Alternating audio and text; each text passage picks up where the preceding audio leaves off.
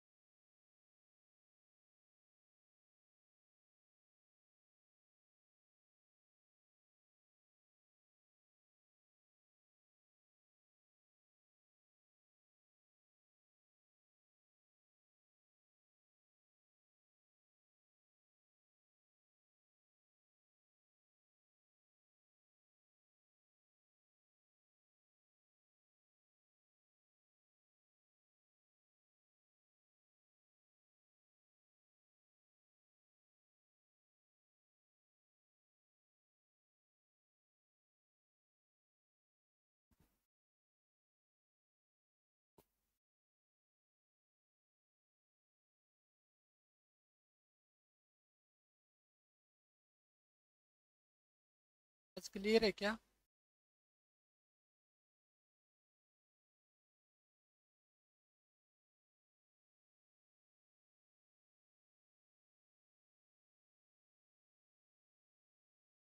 आवाज चेक करके एक बार बात करें फिर।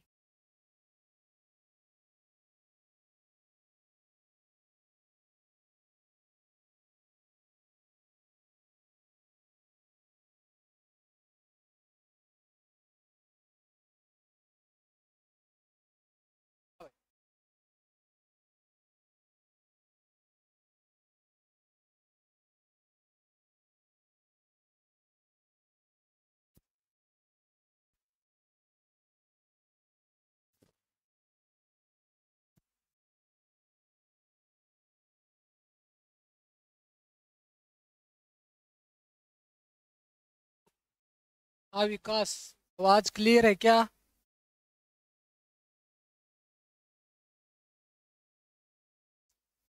तो ठीक है, आवाज चेक करके बताओ आवाज आ रही है या नहीं आ रही।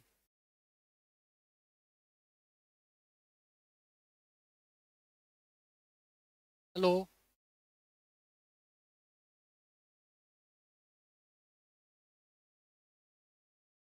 कितना आवाज चेक करके बताओ। पेस।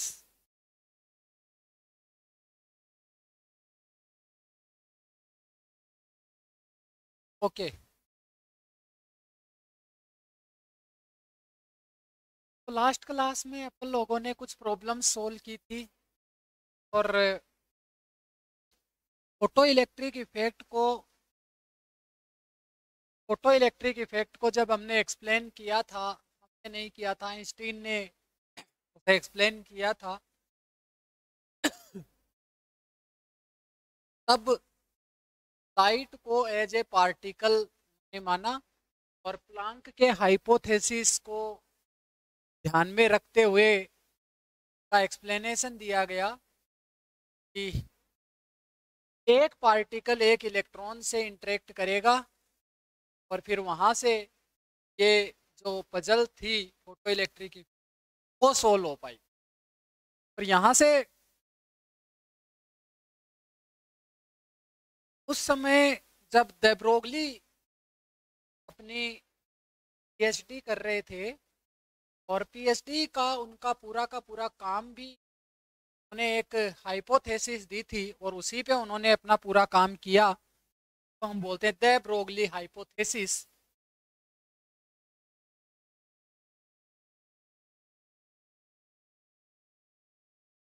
डी ब्रोगली हम इसको बोलते हैं, फ्रेंच साइंटिस्ट थे।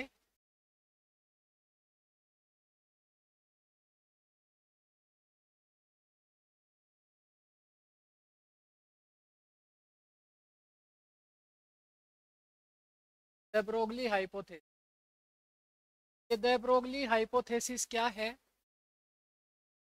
जब आइंस्टीन ने अपना फोटो इलेक्ट्रिक इफेक्ट का एक्सप्लेनेशन दिया और कॉम्पटन इफेक्ट को एक्सप्लेन किया गया, तब लाइट को एज ए पार्टिकल माना गया, और पार्टिकल मान के उसको एक्सप्लेन किया गया, और उस पार्टिकल को नाम दिया गया फोटोन, कि लाइट एक फोटोन के फॉर्म में आती है। Quanta of light is photon. Packets के रूप में आती है लाइट, और एक पैकेट को एक फोटोन नाम दिया गया, और उस फोटोन की एनर्जी जितनी लाइट की जो इलेक्ट्रोमैग्नेटिक वेव है, लाइट है, उसकी फ्रीक्वेंसी जो थी उसको h से मल्टीप्लाई किया गया, और ये h न्यू के बराबर उस फोटोन की एनर्जी होगी, उस पार्टिकल की एनर्जी होगी। तो ब्रोगली ने कहा कि ये तो मास लेस पार्टिकल है, कोई भी मैटर पार्टिकल अगर होगा तो उससे एसोसिएटेड भी उसकी वेव होगी। ब्रोगली की हाइपोथेसिस यही थी, कोई भी मैटर पार्टिकल जो होगा उससे एसोसिएटेड भी वेव ही होती है। यानी लाइट ही क्यों, लाइट में जो पार्टिकल्स है उनका मास नहीं है, मास लेस पार्टिकल है, तो कोई मास वाले पार्टिकल होंगे, वो अगर चल रहे होंगे तो उससे एसोसिएटेड उसकी वेव होती है, जिसको और जिसकी वेवलेंथ वो h/p के बराबर होती है। ऐसा दे ब्रोगली ने एक हाइपोथेसिस दी थी, परिकल्पना की थी। हालांकि इसका भी उनके पास थ्योरेटिकल कोई सपोर्ट नहीं था, डायरेक्ट उन्होंने केवल ये बताया। और जब उन्होंने अपनी थीसिस लिखी थी तब उनकी थीसिस कई लोगों के पास गई, और कई लोगों ने इसको नकार भी दिया था, इस कंसेप्ट को। नहीं, लाइट पार्टिकल और वेव नेचर दोनों शो कर सकते हैं, लेकिन पार्टिकल ऐसा नहीं कर सकते। पार्टिकल वेव नेचर कभी शो नहीं कर सकते, ऐसा लोगों का मानना था। लेकिन जब ये थीसिस आइंस्टीन के पास भी गई थी तो आइंस्टीन ने इसको स्वीकार किया और कहा कि ऐसा हो सकता है। और जब वो इंटरनल वाइवा में गए थे आइंस्टीन, तो उन्होंने ये क्वेश्चन पूछा कि अगर इसका तुम्हें कोई थ्योरेटिकल सपोर्ट देना हो तो तुम कैसे एक्सपेरिमेंटली कैसे वेरीफाई करोगे, एक्सपेरिमेंटली इसको कैसे वेरीफाई करोगे कि लाइट है, सॉरी, कोई भी मैटर पार्टिकल है उससे एसोसिएटेड उसकी वेव होती है। तब जो एक्सप्लेनेशन था दे ब्रोगली का, वो काफ़ी इंटरेस्टिंग एक्सप्लेनेशन था। और उन्होंने ये बताया कि अगर मान लो हम एक्सरे डिफ्रैक्शन, उस टाइम पे एक्सरे डिफ्रैक्शन किसी भी मटेरियल को एनालाइज करने के लिए, उसका स्ट्रक्चर पता करने के लिए तो बेसिक टेक्निक होती है वो एक्सरे डिफ्रैक्शन होती है, सब लोग जानते भी हैं।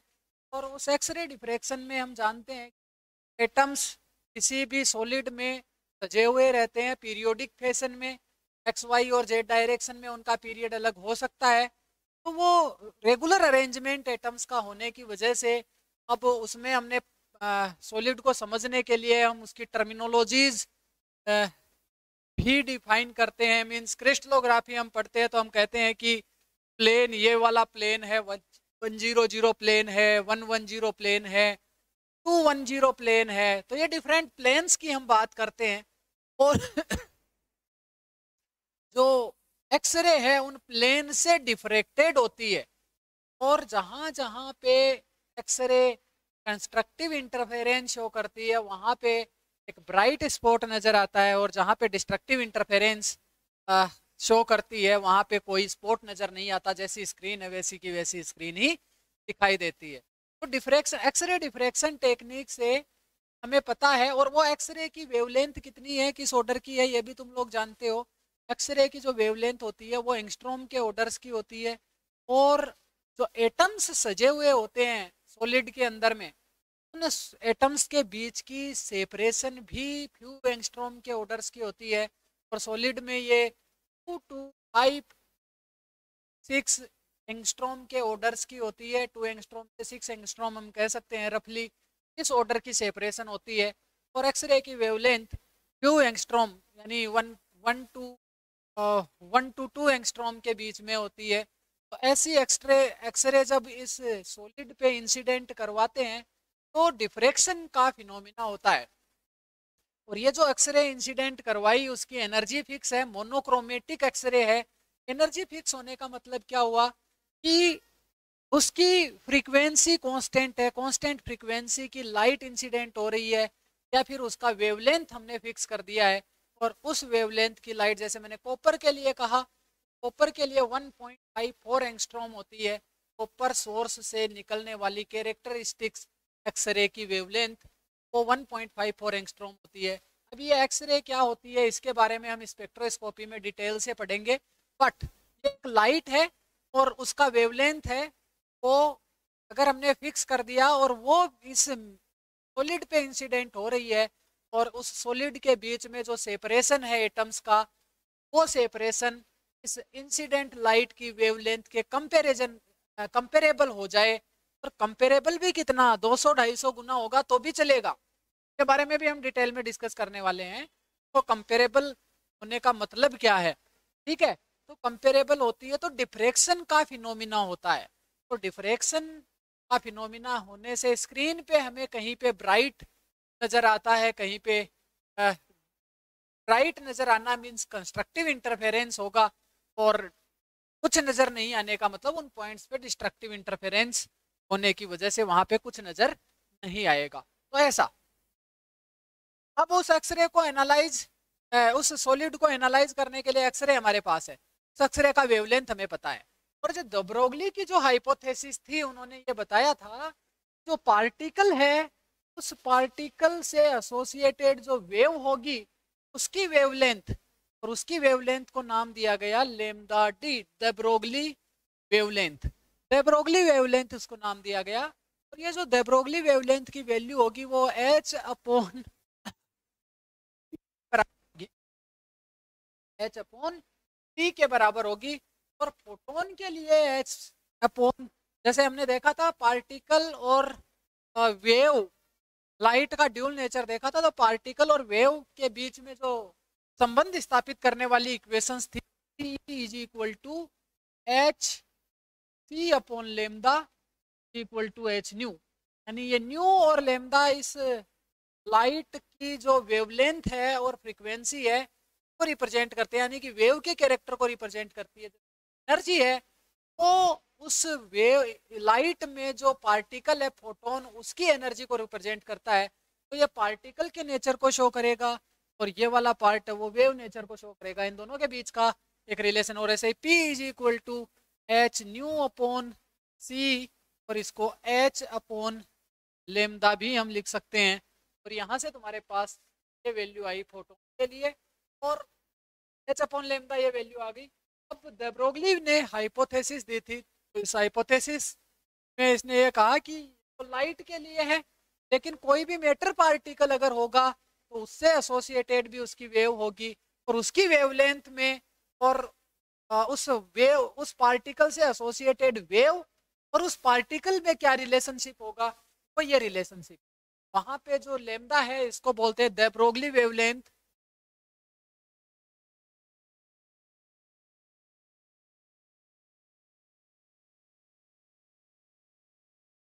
और ये जो P है वो momentum of the particle.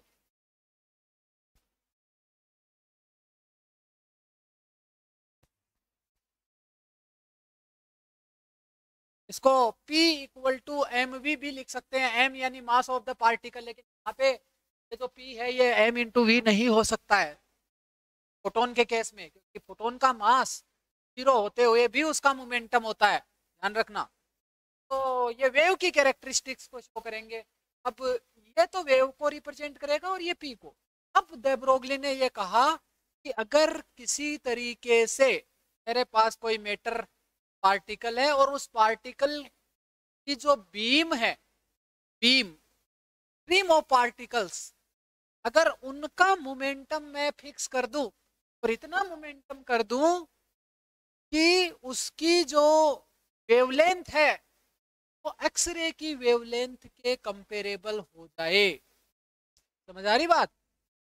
X ray की वेवलेंथ के कंपेरेबल अगर वो वेवलेंथ हो जाए तब तब हम ये कह सकते हैं उस पार्टिकल की स्ट्रीम ऑफ पार्टिकल की जो वेव होगी एसोसिएटेड जो वेव होगी उस वेव से भी क्रिस्टल को एनालाइज किया जा सकता है, बशर्ते कि उस वेव की जो वेवलेंथ है वो एक्सरे की वेवलेंथ के बराबर हम कर दें, तो सेम वैसा ही पैटर्न तुम्हें मिलेगा स्क्रीन पे जैसा एक्सरे इंसिडेंट करवाने से, उस सॉलिड पे एक्सरे इंसिडेंट करवाने से जैसा पैटर्न मिलता है, ठीक ठीक वैसा ही पैटर्न हमें पार्टिकल की वेव इंसिडेंट करवाने पे भी मिलेगा।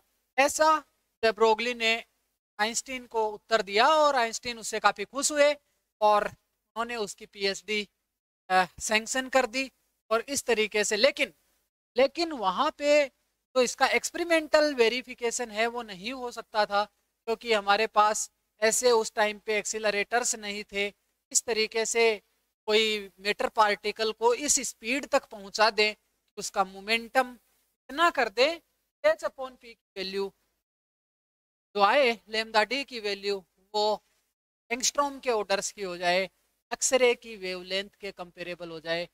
तो उस टाइम पे हम ऐसा नहीं कर पा सकते थे। लेकिन लेकिन जब डेविसन और जर्मर इनके बारे में हम बात करेंगे, उन्हें कर कुछ और रहे थे और हो कुछ और गया था, इसके बारे में हम डिस्कशन करेंगे बाद में। सबसे पहले इसके de Broglie हाइपोथेसिस क्या है इसके बारे में लिखने के बाद हम आगे बढ़ेंगे, और जब इसका थ्योरेटिक एक्सपेरिमेंटल वेरिफिकेशन देखेंगे तो वो डेविसन जर्मर ने किया था, और किया नहीं था, वो हो गया था एक्सीडेंट। कैसे हुआ था उसकी कहानी भी हम देखेंगे क्या होने वाली थी। de Broglie हाइपोथेसिस जैसा कि मैंने बताया, matter particle, there is a wave associated with matter particle according to the hypothesis, according to de Broglie hypothesis,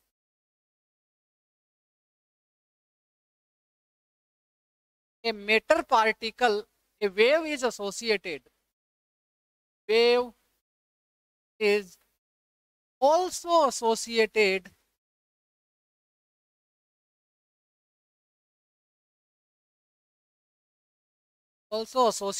with a matter particle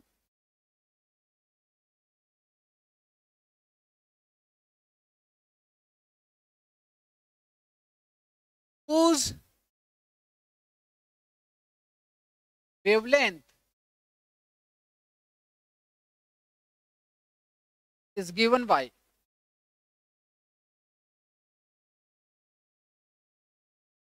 lambda d equal to h upon p, lambda d is equal to h upon p, ऐसा de Broglie ने बताया। और यहाँ पे lambda d is what? Lambda d is known as de Broglie wavelength and p is momentum of the particle। अब इस p की क्या क्या वैल्यू हो सकती है पहले इसको नोट करें, इसके बाद हम लिखते हैं p की जो पॉसिबल वैल्यूज होंगी वो क्या होगी। तो हम सबसे पहले इस p की वैल्यू को लिख सकते हैं m टाइम्स p। पहला केस हम इसमें लेंगे,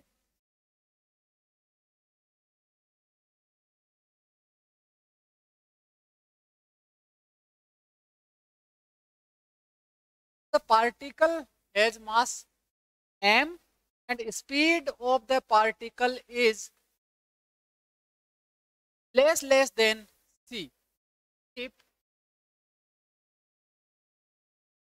the speed of the particle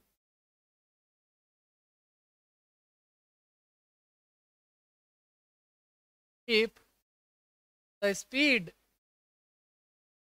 of the particle is less than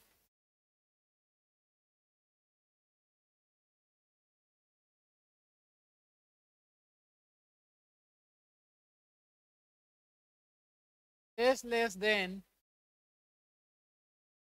that implies non relativistic case.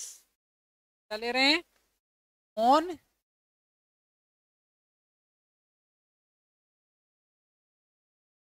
Relativistic. और इस नॉन रिलेटिविस्टिक केस में p तुम्हारे पास कितना हो जाएगा? पार्टिकल का मास और ये मास रेस्ट मास ही होगा, और into speed of the particle. यहां से तुम्हारे पास जो द ब्रोगली वेवलेंथ होगी लेमदा डी, वो हो जाएगी h upon m into v। अगर तुम्हें पार्टिकल की स्पीड दी हुई है और मास दिया हुआ है, और जो स्पीड है लेस देन c है, means v is less then c है, उस केस में लेमदा डी तुम्हारे पास इतना हो जाएगा। ठीक है, ओके। सेकंड केस इसमें हम लेते हैं, कौन सा फॉर्मूला का, कई बार ये क्वेश्चन आता है, ठीक है, इससे रिलेटेड क्वेश्चन कई बार आ जाता है, तो हमें कौन सा फॉर्मूला, इसके बहुत सारे फॉर्मूले बनने वाले हैं, कौन सा फॉर्मूला कब काम आएगा, तो तुम ध्यान से देखना। ये सेकंड तुम्हारे पास होगा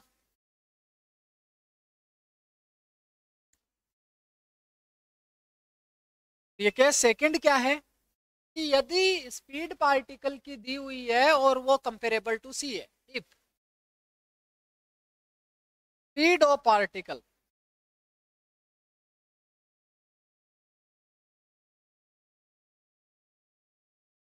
is comparable to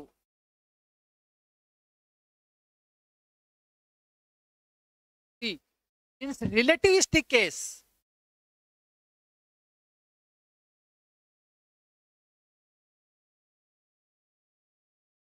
relativistic case में m जो होगा वो होता है m not upon root 1 minus v square upon c square, और दैट सेज, यहां से p तुम्हारे पास हो जाएगा m not upon under root 1 minus v square upon c square into m की जगह m not upon under root 1 minus v square upon c square. ये हो गया रिलेटिविस्टिक मास। m क्या है? रिलेटिविस्टिक मास।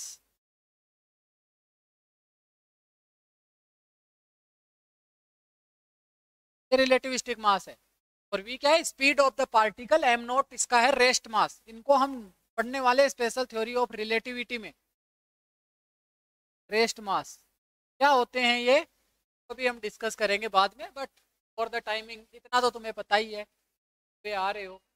तब हम लेमदा डी जो लिखेंगे वो लेमदा डी अपने पास कितना आ जाएगा? h upon m। m की जगह ये जो p है, p की जगह आ जाएगा m नॉट इंटू वी। ये फॉर्मूला तब वैलिड है जब तुम्हारे पास स्पीड पता हो, तुम्हें मास पार्टिकल का पता हो, rest mass 1 minus V square upon C square. Generally ये दूसरा फॉर्मूला आ गया रिलेटिविस्टिक के केस में। अगर हमें काइनेटिक एनर्जी पता है और वो kinetic energy non relativistic kinetic energy है, केस नंबर 3, कि जनरली हम जो पार्टिकल भेजते हैं, ठीक है, हम जो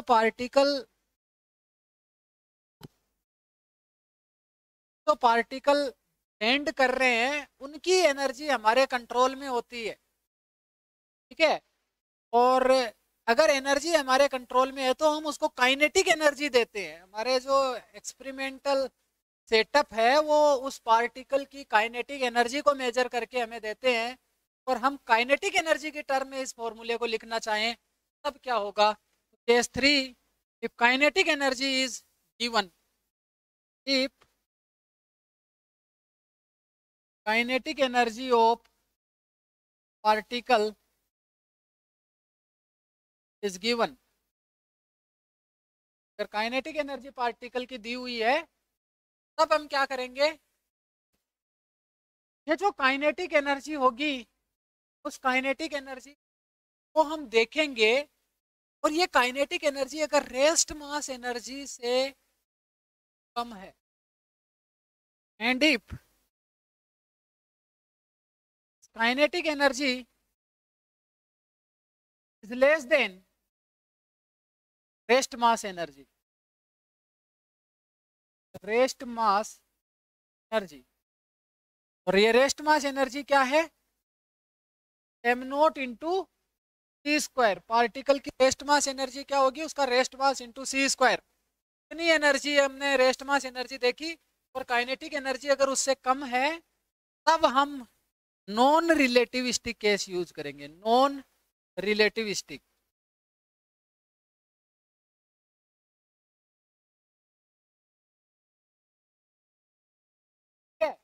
कैसे, कौन सा फॉर्मूला कब लगाना है, ये चीज ध्यान से समझ लेना।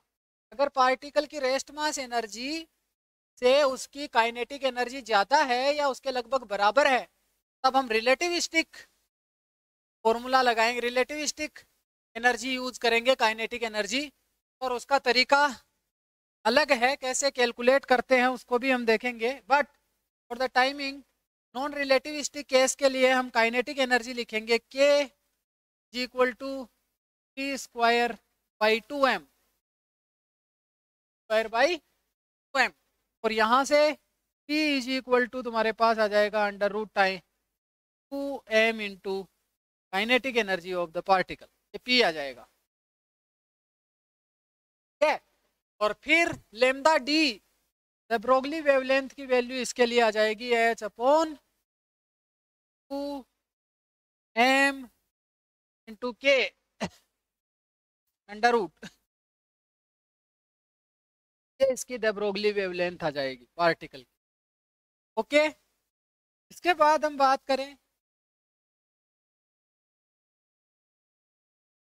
Next case, fourth, if kinetic energy is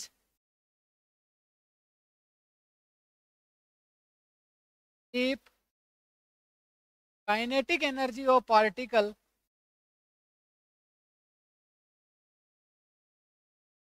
is greater than or equal to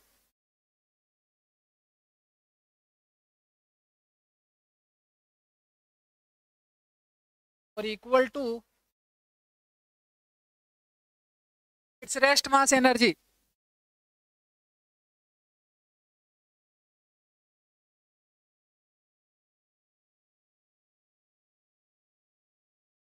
और तब हम क्या यूज करेंगे, तब तुम्हारा जो P होगा उस P की वैल्यू क्या होगी, तो यानी रिलेटिविस्टिक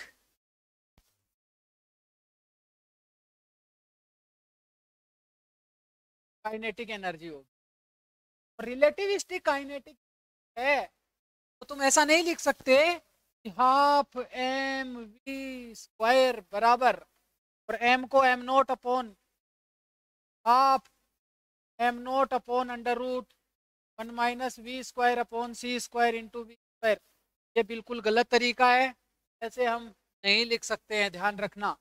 और इसको हम डिटेल में डिस्कस करेंगे जब स्पेशल थ्योरी ऑफ रिलेटिविटी वाला पार्ट हम करेंगे, तब तुम्हें समझ में आएगा कि ये फॉर्मूला कैसे जनरेट होता है काइनेटिक एनर्जी का। थोड़ा सा मैं यहाँ पे पी की वैल्यू कैसे निकालेंगे, वैल्यू निकालने के लिए हमें पता है जो टोटल एनर्जी होती है पार्टिकल की ई, वो कितना होता है, under root of relativistic mechanics से स्पेशल थ्योरी ऑफ रिलेटिविटी का रिजल्ट है ये, from STR special theory of relativity, E equal to M not square P4 plus P square P square, ये सबको पता होगा। और ये जो वैल्यू होगी टोटल एनर्जी की, kinetic energy rest mass energy plus kinetic energy के बराबर होती है। ठीक है, इस इक्वेशन का और इस इक्वेशन का दोनों तरफ स्क्वायर कर दें, P square C square plus M not square C4, that is equal to M note into C square plus kinetic energy का होल स्क्वायर यहाँ मिल जाएगा। इसको जब सोल्व करेंगे तो P square C square plus M not square C4, और this is equal to M not square C4 plus K square plus 2 times M note into K into C square, ये मिल जाएगा, राइट। और यहाँ से M not square C4 से M not square C4 cancel out हो जाएगा, और पी स्क्वायर सी स्क्वायर की वैल्यू हमारे पास कितनी आ जाएगी, के यहाँ से कॉमन ले लें और ये आ जाएगा के plus 2m0 to C square, और यहाँ से पी की वैल्यू जो आएगी वो square root of this divide square root of C, PC की वैल्यू आएगी इसका अंडर रूट, और पी इज इक्वल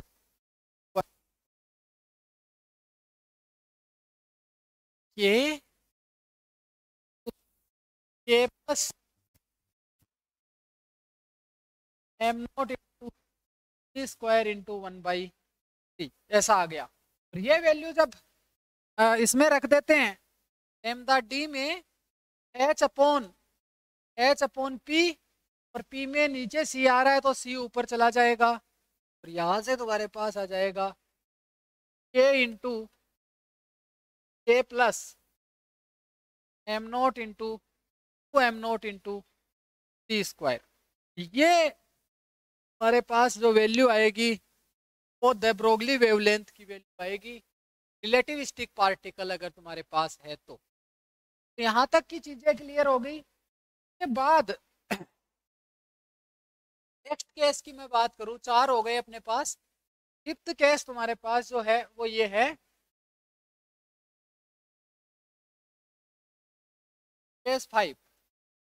अगर मान लो मेरे पास कोई फिलामेंट है, ये फिलामेंट, और इस फिलामेंट को मैं गर्म कर रहा हूँ, यानी यहाँ पे पोटेंशियल डिफरेंस मैंने अप्लाई कर दिया, ये मेटल का वायर है, लोड है, और मैं गर्म कर रहा हूँ।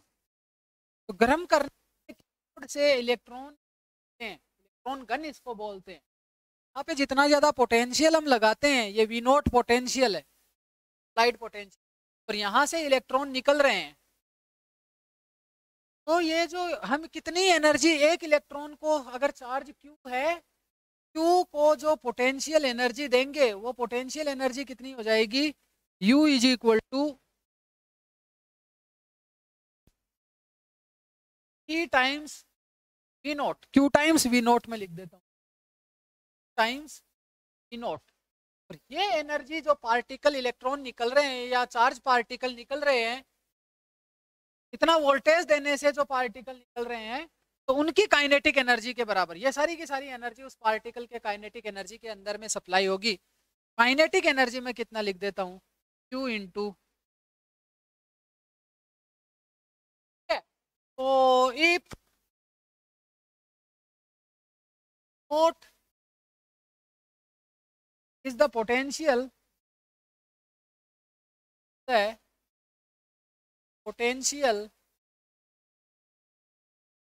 applied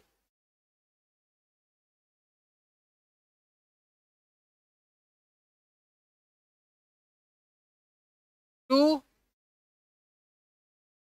produce a charge particle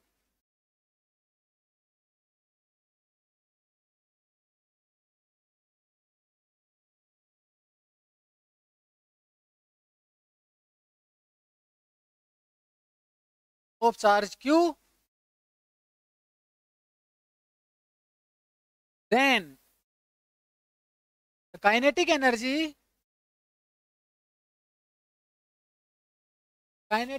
of that charge particle will be,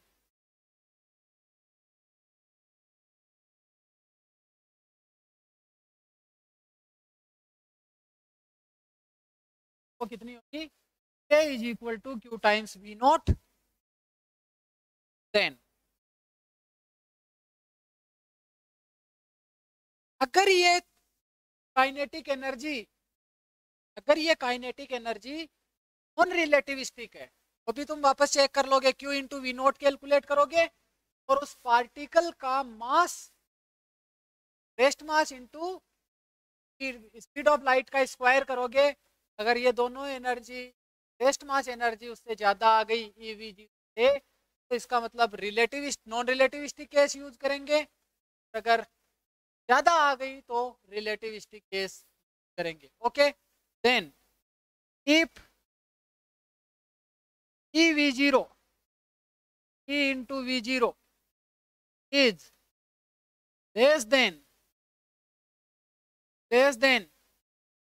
M note into C square rest mass energy से, तो हमारे पास जो काइनेटिक एनर्जी वाला फॉर्मूला था, तब लेमदा डी हमारे पास कितना था, H upon under root of 2 times mass of the particle into ये काइनेटिक एनर्जी। और काइनेटिक एनर्जी को हम लिखेंगे Q इंटू वी जीरो, और K इज इक्वल टू इस केस में Q इंटू वी जीरो ही आएगा। काइनेटिक एनर्जी चाहे रिलेटिविस्टिक और रिलेटिविस्टिक हो, अगर चार्ज पोटेंशियल हमने वी नोट अप्लाई कर दिया तो kinetic energy Q into we zero ही होने वाली।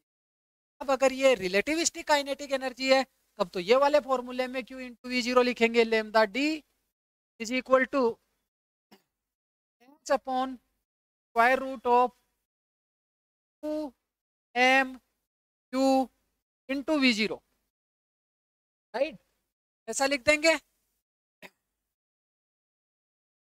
और दूसरा हम चेक करेंगे if q into we zero is equals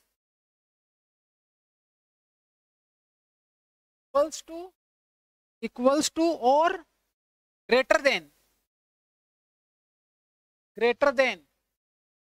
we zero, sorry E greater than H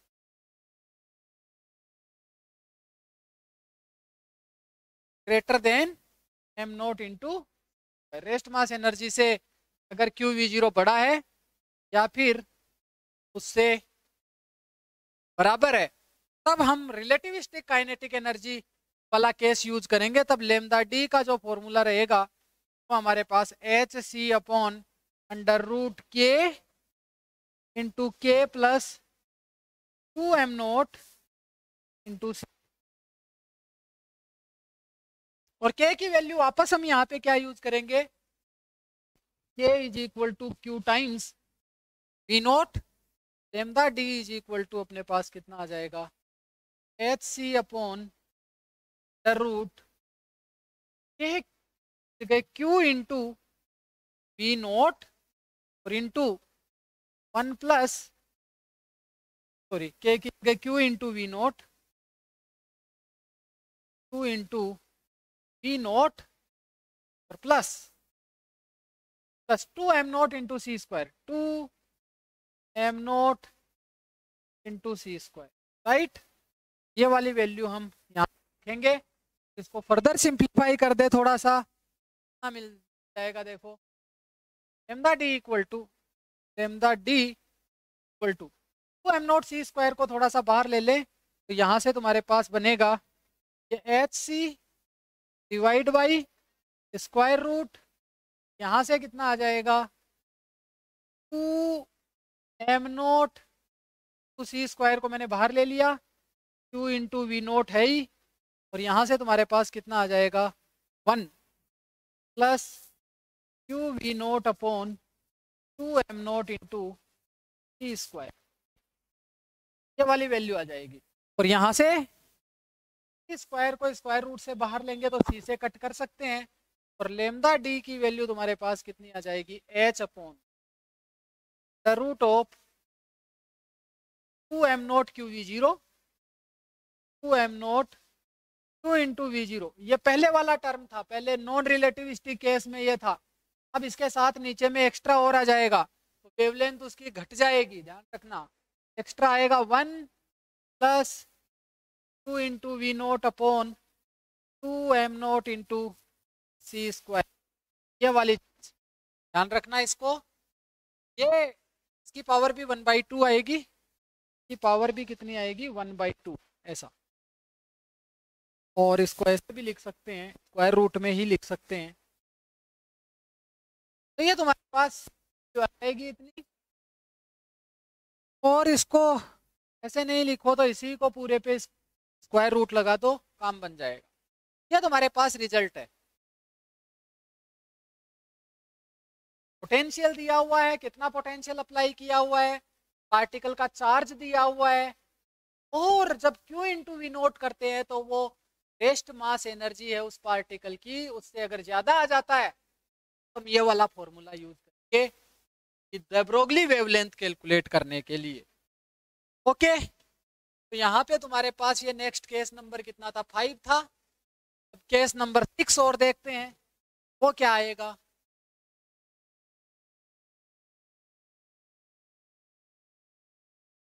case number 6, अगर कोई पार्टिकल जिसका मास m है और उसको टेम्परेचर दे दें, तो टेम्परेचर देने के बाद की जो काइनेटिक एनर्जी होगी वो टेम्परेचर के इक्विवेलेंट हम लिख सकते हैं।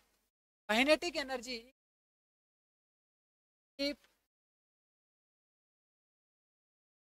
या ऐसे लिख लो, eight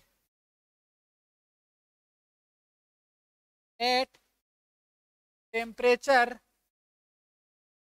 T, kinetic energy of a particle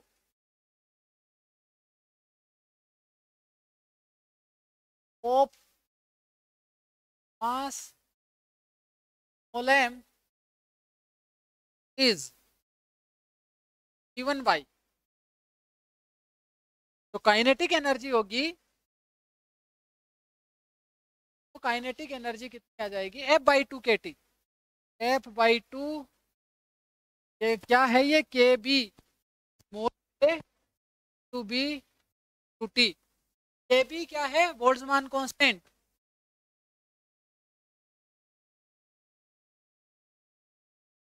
Boltzmann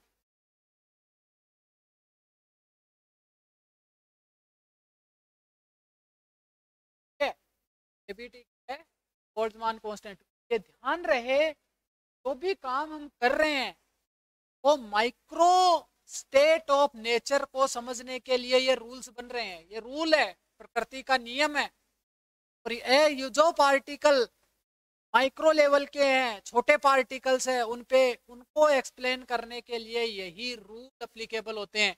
बिना इन रूल्स के हम उनको न्यूटन्स के नियमों के द्वारा उनको हम एक्सप्लेन कभी नहीं कर पाते हैं, ध्यान रखना। तो ये रूल थोड़े से अटपटे जरूर लगते हैं, लेकिन जब हम हमारे दैनिक जीवन में होने वाली घटनाएं हैं या कुछ एक्सपेरिमेंट्स हम जो करते हैं, उन एक्सपेरिमेंट को जब समझते हैं, इन नियमों का उपयोग करने के बाद जब वो एक्सपेरिमेंट समझ में आते हैं, तब हमें बहुत ही खुशी होती है, बहुत अच्छा लगता है कि हाँ अभी हमें समझ में आ रहा है कि ऐसा क्यों हो रहा है ना। ये सारी चीजें, अब ये कौन कौन से रूल्स है वो हम पढ़ने स्टार्ट कर रहे हैं क्वांटम मैकेनिक्स में। तो ये दे ब्रोगली की एक परिकल्पना थी और इसको बाद में एक्सपेरिमेंटली प्रूव कर दिया गया था।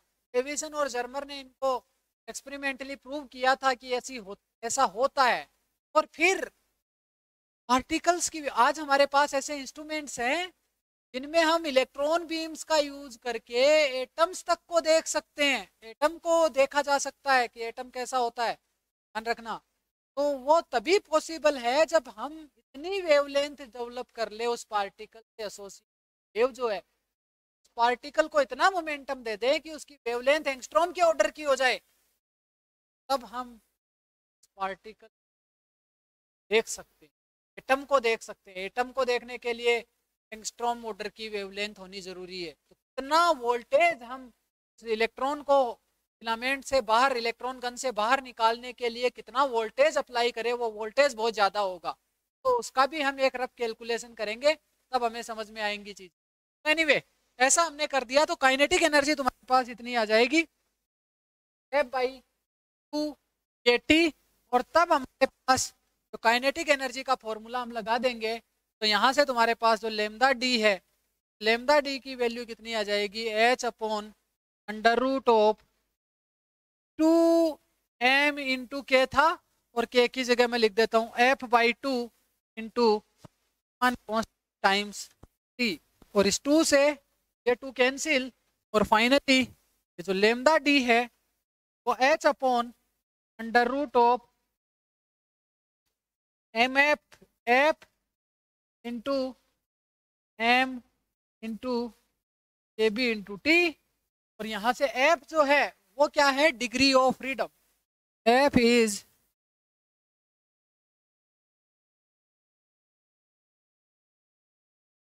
Degree of freedom.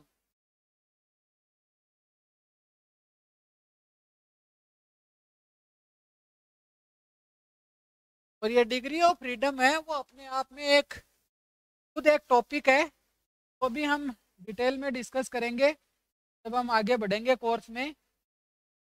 नेट के कोर्स में भी हम क्लासिकल मैकेनिक्स को डिस्कस करेंगे, स्टैटिस्टिकल फिजिक्स को डिस्कस करेंगे डिग्री ऑफ को। बट फॉर द टाइमिंग, अगर वन डायमेंशनल सिस्टम है, एक पार्टिकल है वो केवल एक ही डायमेंशन में मूव कर सकता है, तो उसकी डिग्री ऑफ फ्रीडम कितनी होगी? 1 होगी। For single particle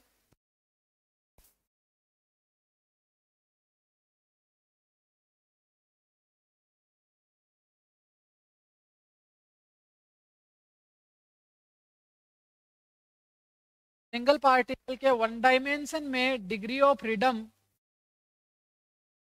equal to 1, 2D में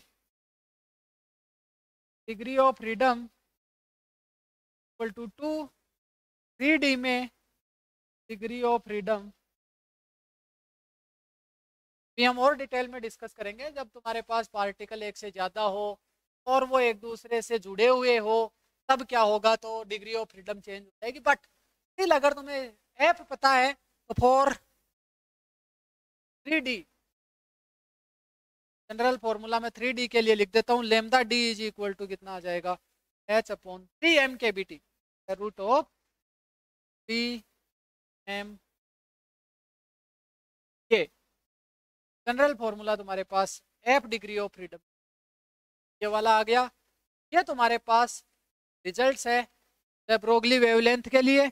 अब हम फोटोन के लिए कहें कि फोटोन के लिए द ब्रोगली वेवलेंथ कितनी होगी, ठीक है, तो वो भी हम देख सकते हैं। तो for photon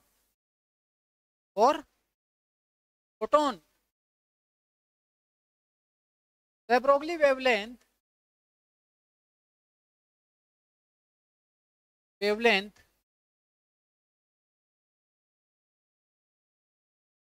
lambda D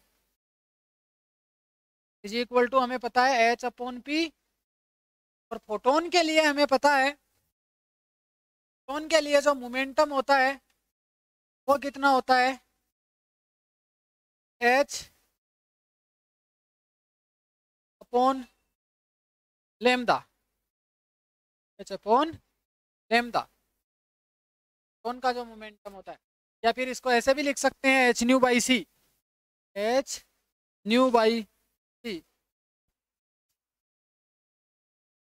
h/c।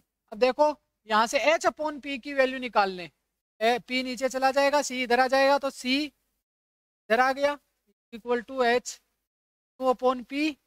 और H/P चाहिए तो क्या आ जाएगा? C/न्यू। Lambda D is equal to de Broglie wavelength photon के लिए C/न्यू। Nu is the frequency of photon, nu is the frequency of light.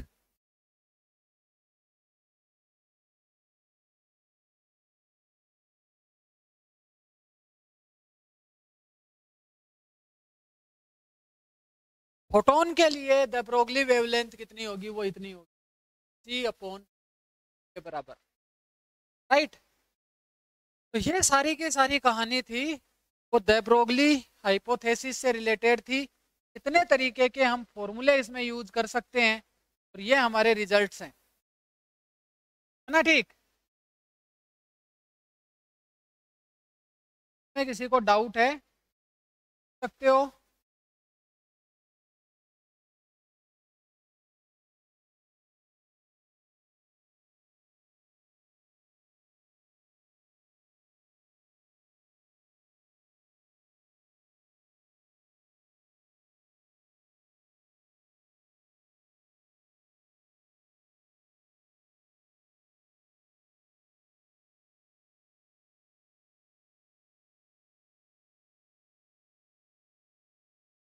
अगर किसी को कोई डाउट है तो पूछ सकते हो भाई।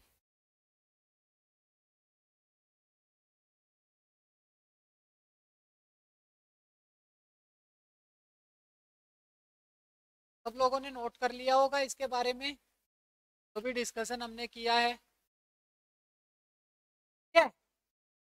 तो ऐसा जब हो गया है यानी कोई भी पार्टिकल मैटर पार्टिकल से एसोसिएटेड उसकी वेव है, तो बोर का जो मॉडल था, जो इलेक्ट्रॉन है, हम ये कह रहे हैं कि इलेक्ट्रॉन एक मैटर पार्टिकल है और वो वेव की तरह चलता है, वो वेव की तरह चलता है।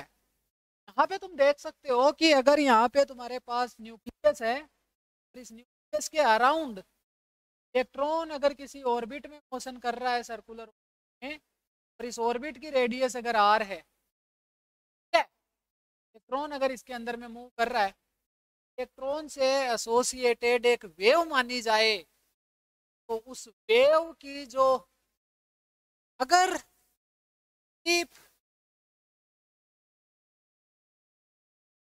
एनर्जी ऑफ इलेक्ट्रॉन, इलेक्ट्रॉन की एनर्जी चेंज नहीं करता है सर्कुलर ऑर्बिट में, तो उसकी जो वेव बनेगी वो वेव स्टैंडिंग वेव होनी चाहिए।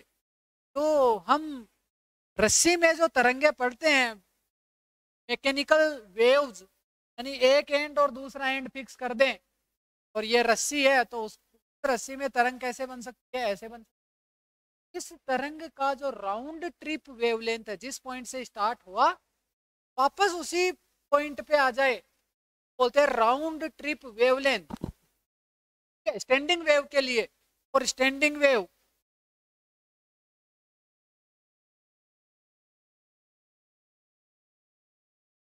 for standing wave, the round trip wavelength, the round trip wavelength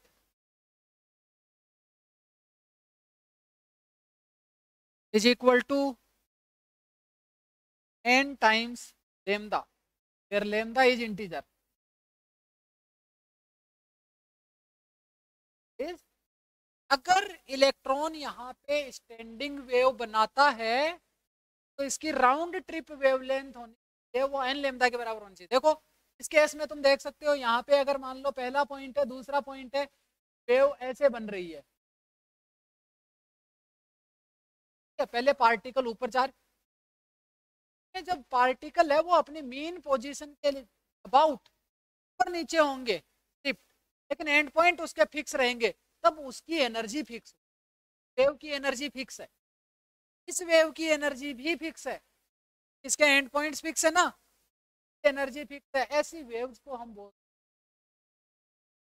waves को क्या बोलेंगे, स्टैंडिंग वेव। तो अगर स्टैंडिंग वेव होती है उसकी एनर्जी चेंज नहीं होती है।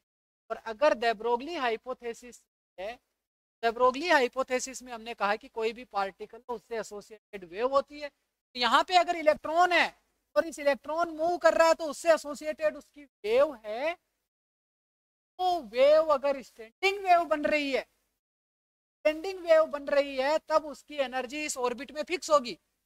और अगर उस ऑर्बिट में एनर्जी फिक्स होगी, तो यहाँ पे इस ऑर्बिट में स्टेबल करेगा, स्टेबल ऑर्बिट इस ऑर्बिट को कहेंगे। ये क्लियर हो गई बात।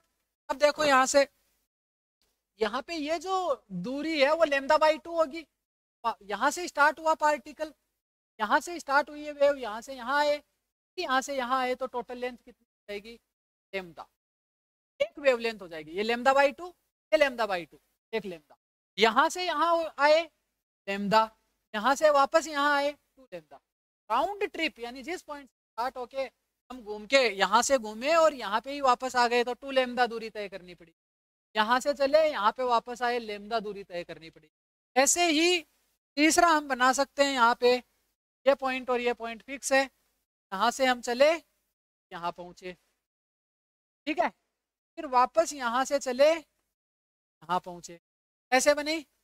ये देखो यहाँ से यहाँ एक लेमदा, फिर ये लेमदा बाई 2, फिर ये लेमदा बाई 2 यानी 2 लेमदा, और फिर ये एक लेमदा, तो ये 3 लेमदा। राउंड ट्रिप वेवलेंथ कितनी हो जाएगी, 3 लेमदा। राउंड ट्रिप वेवलेंथ अगर n लेमदा के बराबर है, तो वो वेव क्या होंगी, स्टैंडिंग वेव होंगी। और स्टैंडिंग वेव अपनी एनर्जी लॉस नहीं करती। Standing waves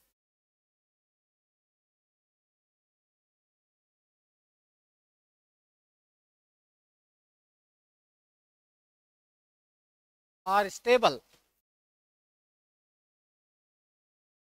they does not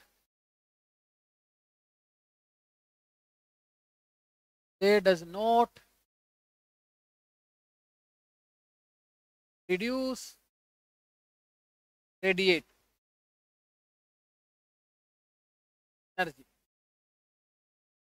यानी कांस्टेंट एनर्जी के साथ ये बनी रहती है स्टैंडिंग वेव।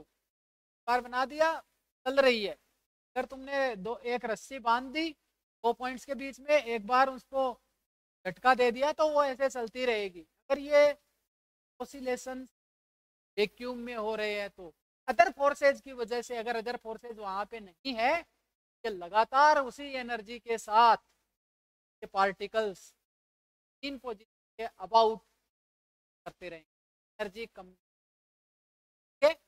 अगर ऐसा है, अब हम देखें हाइड्रोजन एटम के लिए। तो हाइड्रोजन एटम के लिए अगर हम इसको देखें, वेरीफाई करें कि अगर इस हाइड्रोजन एटम में हम यहाँ से स्टार्ट, इलेक्ट्रॉन यहाँ से स्टार्ट हो रहा है, ऐसे चल रहा है, उसकी जो वेव बन रही है वो वेव स्टैंडिंग वेव बनाएगी। स्टैंडिंग वेव बनाएगी तो यहाँ से स्टार्ट होने के बाद ये वापस इसी, ये राउंड ट्रिप वेवलेंथ हम कैलकुलेट करेंगे कितनी आएगी, वापस यहाँ से स्टार्ट होने के बाद वापस यहीं आना है तरीके।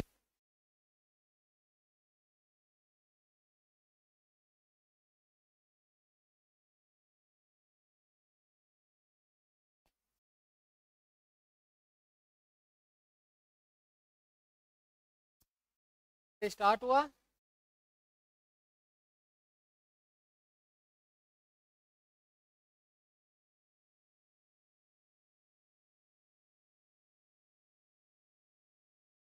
अब देखो, अब वेवलेंथ काउंट करो कितनी वेवलेंथ होगी। ये राउंड ट्रिप बन गया, कितनी वेवलेंथ होगी, यहाँ से स्टार्ट करते हैं।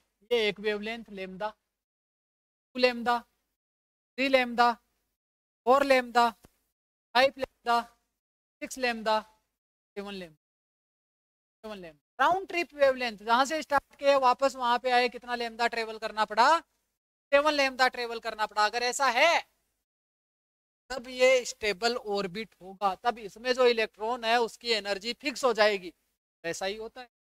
और उसके लिए हमने क्या कह दिया कि ये राउंड ट्रिप वेवलेंथ जो है वो n लेमदा के बराबर अगर है, यानी 2 pi R, 2 pi R, 2 pi R distance है, ये अगर n लेमदा के बराबर है तो यहाँ पे जो इलेक्ट्रॉन की वेव बनेगी वो स्टैंडिंग वेव बनेगी और इलेक्ट्रॉन इसके अंदर में स्टेबल रहेगा, वो अपनी एनर्जी को नहीं चेंज करने वाला है। फिर ऐसा दूसरा रेडियस का एक ऑर्बिट होगा जिसमें भी राउंड ट्रिप वेवलेंथ बन रही है। ये कंडीशन जब जब सेटिस्फाई होगी वो स्टेबल ऑर्बिट होगा। उसके लिए हम देखते हैं 2 pi R is equal to N lambda. तो यहाँ पे हम क्या लिख सकते हैं,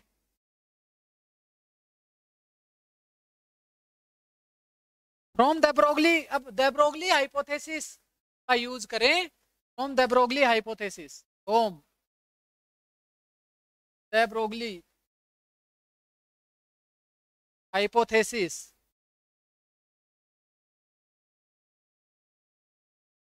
ये क्या होगा, लेमदा इज इक्वल टू हम लिख सकते हैं H upon P, lambda is equal to H upon P. अगर ऐसा लिख दिया है हमने lambda is equal to H upon P, यहां से हमारे पास कितना आ जाएगा, 2 pi R equal to N H upon P, और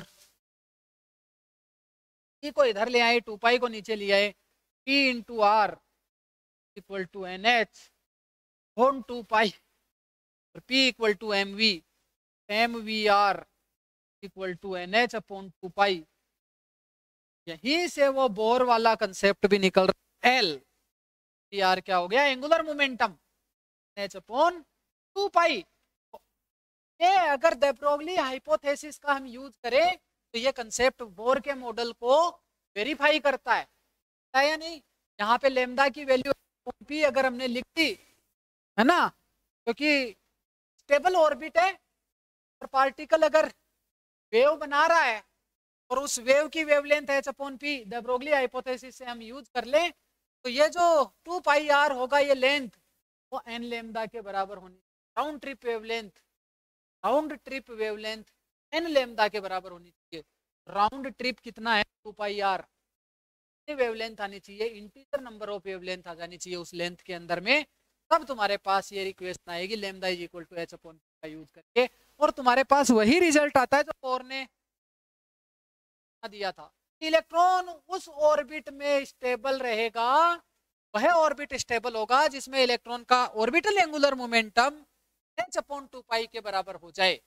यही कहानी द ब्रोगली हाइपोथेसिस से आती है कि अगर पार्टिकल वेव नेचर शो करे तो उस वेव की जो वेवलेंथ है वो round trip wavelength n lambda के बराबर अगर हो जाए तो उस ऑर्बिट में वो पार्टिकल स्टेबल रहेगा। राउंड ट्रिप वेवलेंथ अगर हो गई तो वो स्टैंडिंग वेव बनाएगा, स्टैंडिंग वेव बनाएगा तो अपनी एनर्जी पोस्ट नहीं करेगा, और यहां से इसका वेरिफिकेशन मिलता है। यानी ये जो रिजल्ट है द ब्रोगली हाइपोथेसिस का, ये बोर के मॉडल को भी सपोर्ट है। सारी बात तो the Broglie hypothesis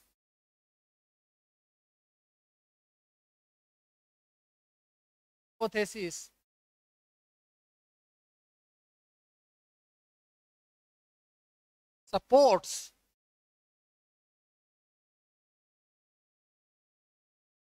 Bohr model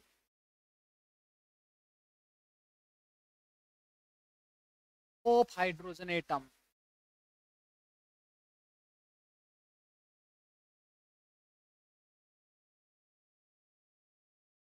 अगली बात, ये कहानी थी द ब्रोगली हाइपोथेसिस की।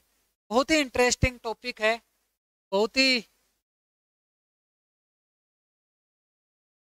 समझने वाला टॉपिक है। तो कौन सा फॉर्मूला कहाँ यूज करना है वो इंपॉर्टेंट है।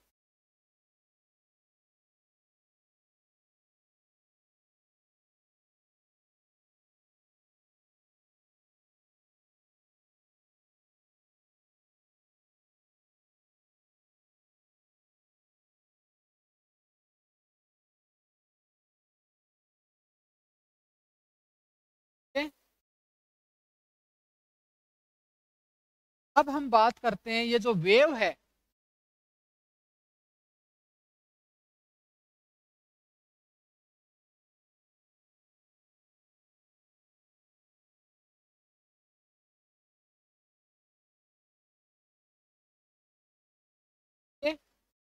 Waves and wave packet. Next heading waves and wave packet.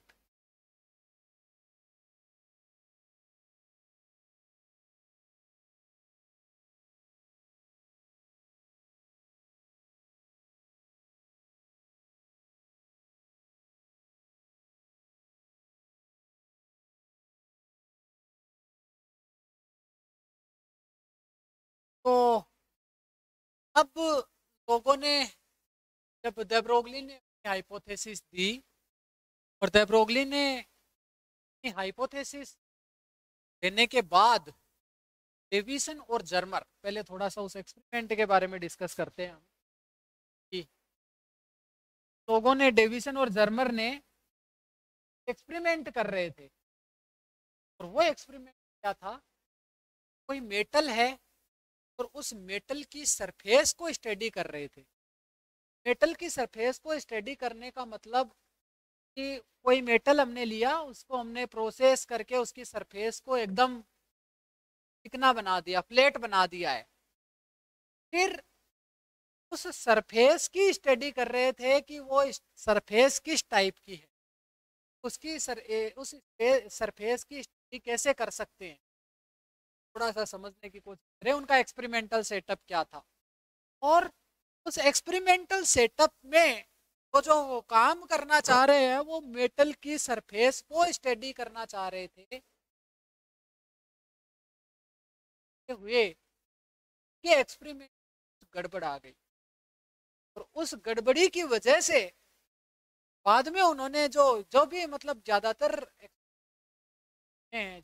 नियम जो इसके निकले हैं, तो बेसिकली किसी एक्सपेरिमेंट, ज़्यादातर किसी एक्सपेरिमेंट गड़बड़ होने की वजह से कुछ आविष्कार हुए हैं।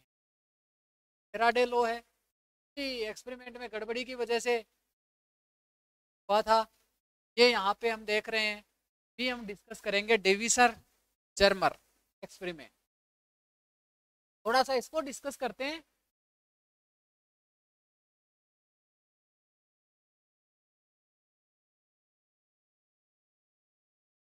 जर्मर,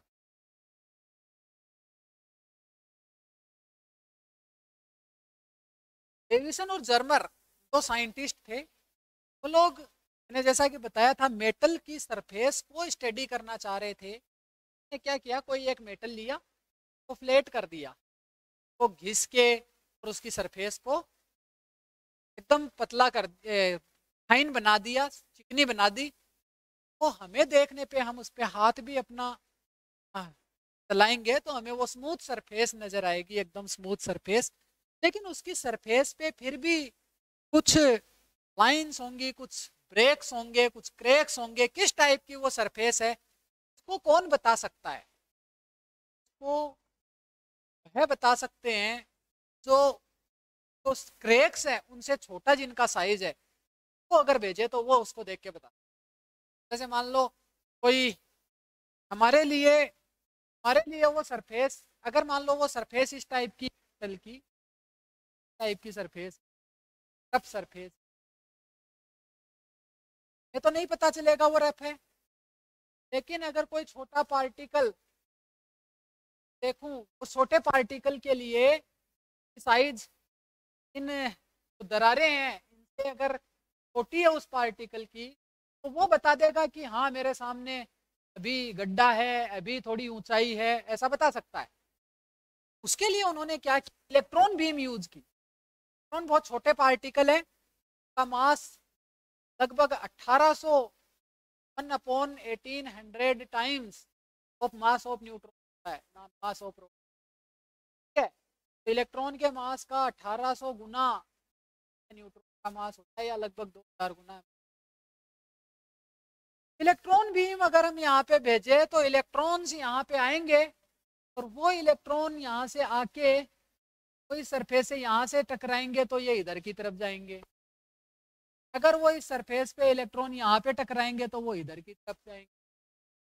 तो डेविसन और जर्मर ने क्या किया, ये मेटल की सरफेस ली, तो इलेक्ट्रॉन आने दे रहे थे, और इलेक्ट्रॉन आने दे रहे थे, और फिर यहाँ पे उन्होंने डिटेक्टर लगाया किसी एंगल पे। ये इंसिडेंट डायरेक्शन थी, बीम की डायरेक्शन थी। यहाँ पे कहीं पे डिटेक्टर लगा दिया, और फिर ये देख रहे थे कि इधर की तरफ कितने इलेक्ट्रॉन आ रहे हैं, इधर की तरफ कितने इलेक्ट्रॉन आ रहे हैं। इसका मतलब सरफेस का प्रिडिक्शन लग जाएगा कि वो इस तरीके की सरफेस होगी, तभी वो यहाँ से टकरा के ऐसे आ।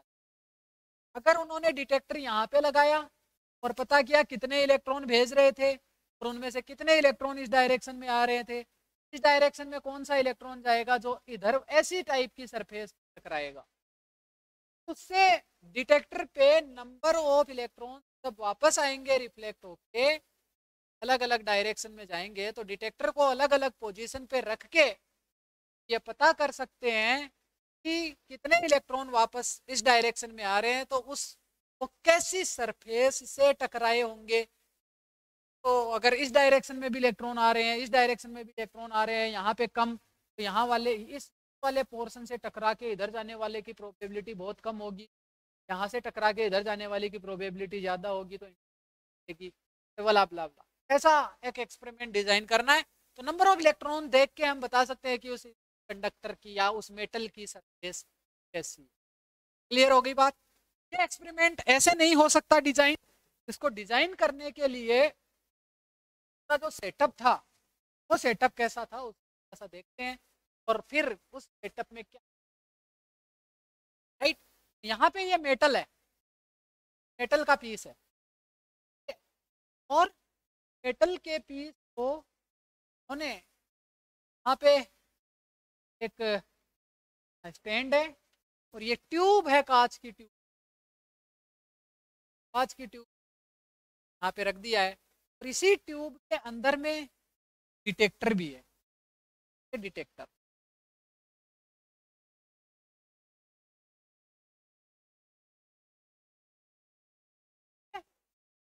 यहाँ पे कोई इलेक्ट्रॉन गन होगी, फिलामेंट है, और यहाँ पे हमने इसको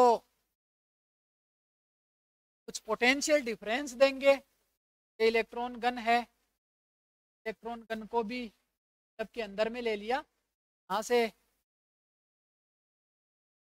क्लोज कर दिया, और यहाँ पे हमने कुछ एक पोटेंशियल डिफरेंस लगा दिया, ताकि जो इलेक्ट्रॉन निकलेंगे उनकी काइनेटिक एनर्जी हमें पता रहेगी कितना पोटेंशियल डिफरेंस आया है। इलेक्ट्रॉन बीम इस डायरेक्शन में जाएगी।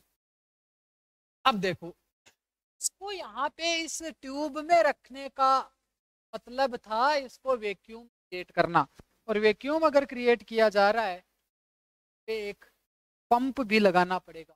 वैक्यूम यहाँ पे एक ऐसा पंप रहेगा, तो हम कहेंगे वैक्यूम पंप। वैक्यूम पंप है, यहाँ से हवा को, अंदर की हवा को बाहर निकालना है, और फिर ये कोर्क लगा देना है, तो ये हवा सारी बाहर निकल जाएगी। तो इसके अंदर हम कहेंगे कि यहाँ वैक्यूम हो गया। ये स्टैंड है, ये स्टैंड है, और स्टैंड पे ये मेटल प्लेट है, ठीक।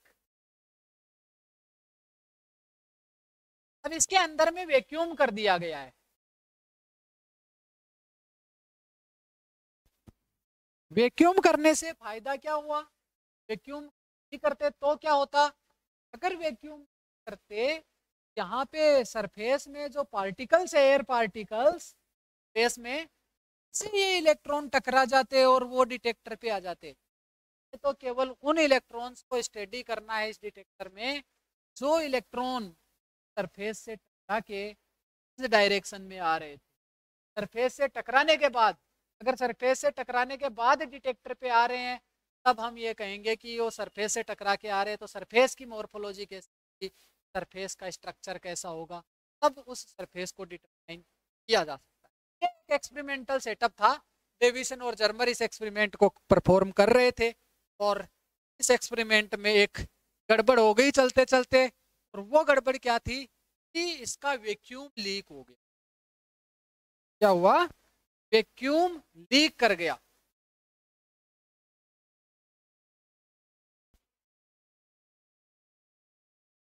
वैक्यूम में लीकेज आ गया।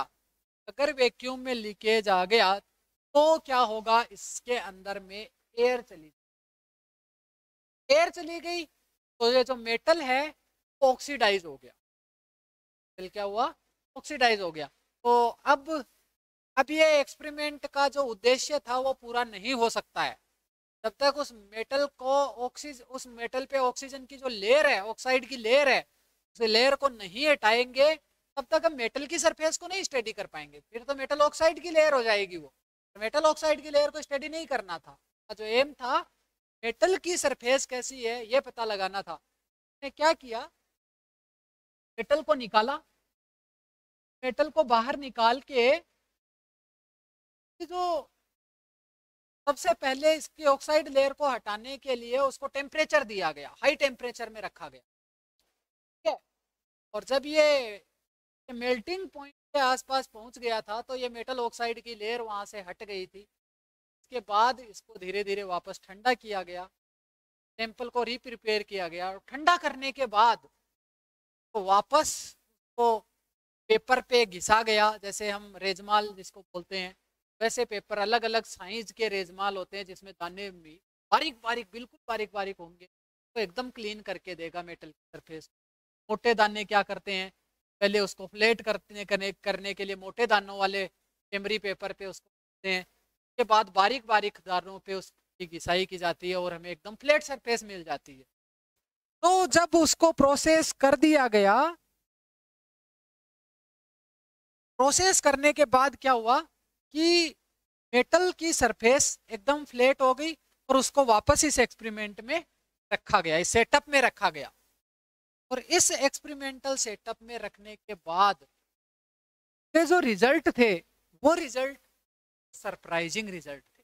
यहाँ पे इन्होंने वोल्टेज अप्लाई की थी, हाई वोल्टेज, और फिर यहाँ से जो इलेक्ट्रॉन बीम जा रही थी वो इलेक्ट्रॉन बीम इस मेटल की सरफेस से टकरा के, तो डिटेक्टर पे जब डेंसिटी देख रहे थे डिटेक्टर पे, कितने इलेक्ट्रॉन्स वापस आ रहे थे। तो अलग अलग वोल्टेज अप्लाई करने के बाद यहाँ पे अलग अलग एंगल पे नंबर ऑफ इलेक्ट्रॉन्स यानी इंटेंसिटी काउंट कर रहे थे, और वो जो रिजल्ट आए थे वो कुछ सरप्राइजिंग रिजल्ट उन्होंने देखे। तो हुआ क्या, जब वो मेटल को प्रोसेस कर रहे थे तो एटम्स थे मेटल के, एटम्स को जब आप उसको गर्म कर दिया गया और वापस धीरे धीरे जब ठंडा कर रहे थे तो उस मेटल्स के एटम्स को सेटल होने के लिए टाइम मिल गया और वो एक क्रिस्टलाइन सॉलिड बन गया। ठीक है, उनका स्ट्रक्चर जो होगा तो मेटल का स्ट्रक्चर कैसा हो गया, क्रिस्टलाइन हो गया। क्रिस्टलाइन स्ट्रक्चर होने का मतलब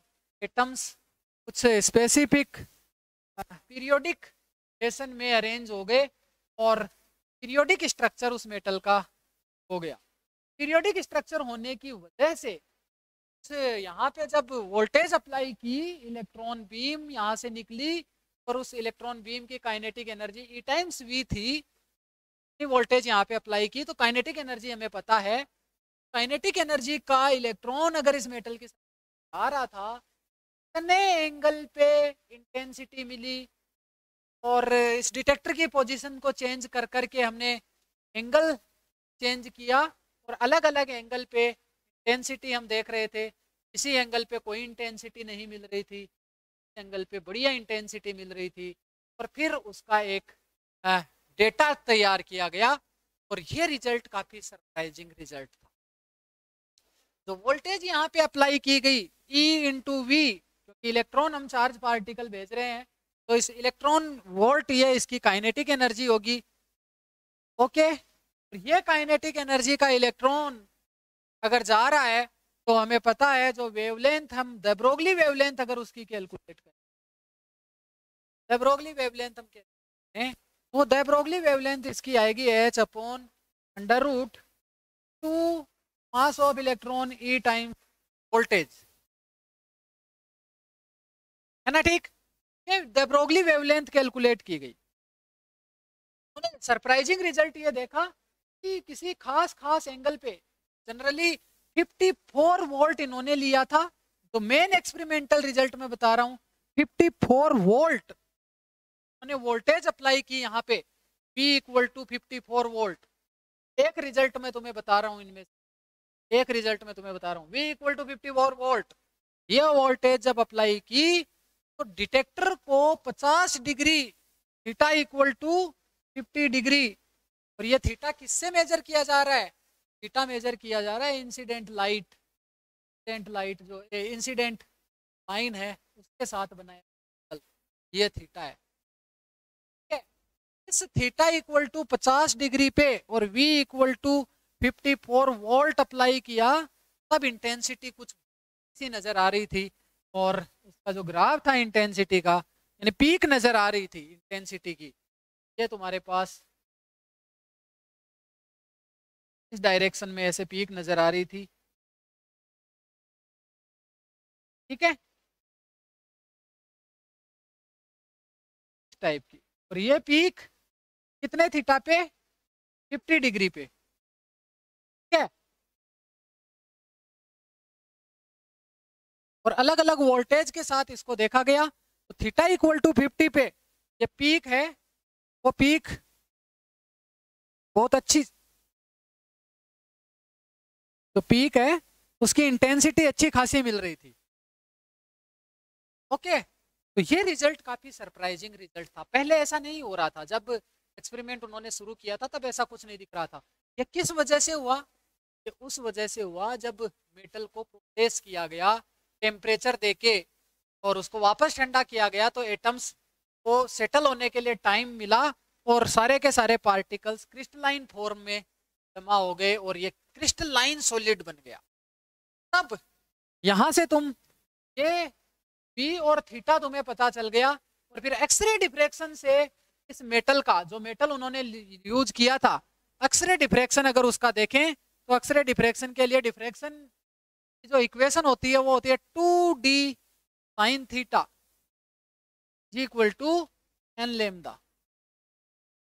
और उन्होंने ये थीटा देखा, किस थीटा पे, 50 डिग्री के आसपास जो थीटा है 50 डिग्री के आसपास जो थीटा था, उस थीटा पे कौन से प्लेन से डिफ्रेक्शन हुआ है, ये एक डेटा शीट होती है, ठीक है। उस डेटा शीट में दिया हुआ होता है। बहुत सारे लोगों ने ऐसी रिसर्च कर रखी थी, XRD ऐसे मेटल का कर रखा था और सबका सेम डेटा था, ठीक है।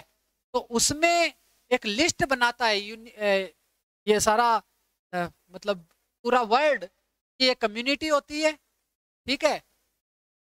उस लिस्ट में जो भी स्टैंडर्ड रिजल्ट होते हैं वो सारे के सारे मेंशन कर दिए जाते हैं। ये लिस्ट हमारे पास उपलब्ध है, ये डेटाबेस हमारे पास उपलब्ध है, ठीक है। और इस डेटाबेस में ये देखा गया, इस मेटल के लिए, इस मेटल का एक्सरे डिफ्रेक्शन का रिजल्ट देखा गया कि किसी पर्टिकुलर प्लेन से इसके बीच की स्पेसिंग क्या है, उस प्लेन से होने वाला डिफ्रेक्शन, ये देखा कि ये 50 डिग्री के आसपास कौन से प्लेन से डिफ्रेक्शन हो रहा है, का 2D साइन थीटा मेजर किया गया और लेमदा की वैल्यू कैलकुलेट की गई, 2 into D into sine theta, यानी थीटा इक्वल टू 50 डिग्री रखें और जो प्लेन है, जिस प्लेन के करस्पॉन्डिंग ये डिफ्रेक्शन हुआ है वो डेटाबेस से मिलेगा।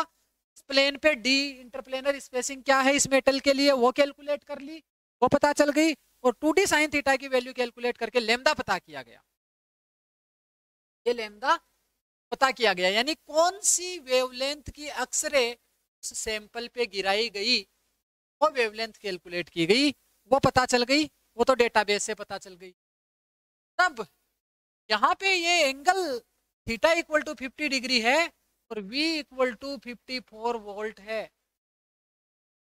4 वोल्ट के करस्पॉन्ड। ये थीटा तो किस काम आया, यहाँ पे ये थीटा मेजर देखने के काम में कि इस थीटा पे कौन से प्लेन के करस्पॉन्डिंग डिफ्रेक्शन हो रहा है और उन प्लेन की इंटरप्लेनर स्पेसिंग क्या है, DHKL है। ये D की वैल्यू यहाँ पे रखी, थीटा की वैल्यू 50 डिग्री रखी, 2 से मल्टीप्लाई किया तो लेमदा मिल गया। जनरली जो पीक अगर बहुत ज्यादा इंटेंसिटी की आती है तो n इक्वल टू 1 के लिए आती है, उसको हम बोलते हैं फर्स्ट ऑर्डर डिफ्रेक्शन। यहाँ से लेमदा मेजर किया गया, वो लेमदा कैलकुलेट होने के बाद ये जो de Broglie वेवलेंथ से जो लेमदा किया गया कैलकुलेट, वो तो किसका, ये लेमदा किसका है, एक्सरे का, एक्सरे वेवलेंथ, एक्सरे वेवलेंथ।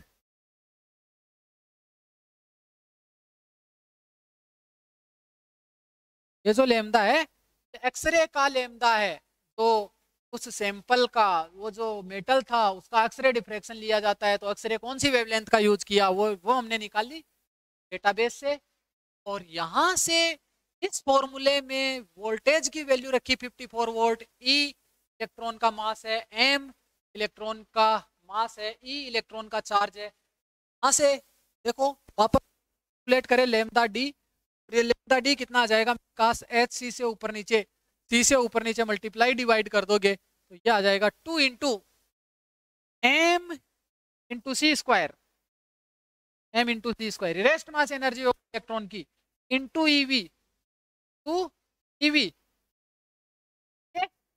और यहां से इसको तुम लिखोगे तो HC की लेमदा डी कैसे कैलकुलेट करेंगे वो बता रहा हूँ। लेमडा जी इसको 1240 कल ही बताया था, 1240 नैनोमीटर इलेक्ट्रॉन डिवाइड बाई क्या आ जाएगा, under root of 2 into M0 C square, 511 kilo electron volt, 511 into 10 to the power 3 electron volt into electron volt, electron volt का स्क्वायर, और ये इलेक्ट्रॉन वोल्ट का स्क्वायर इससे कैंसिल आउट हो जाएगा। यहां से कितना आएगा देखो,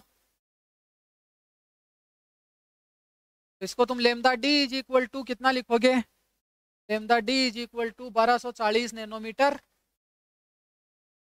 डिवाइड बाई 511 गुना 2 1022, 1022 द रूट ऑफ 1000 2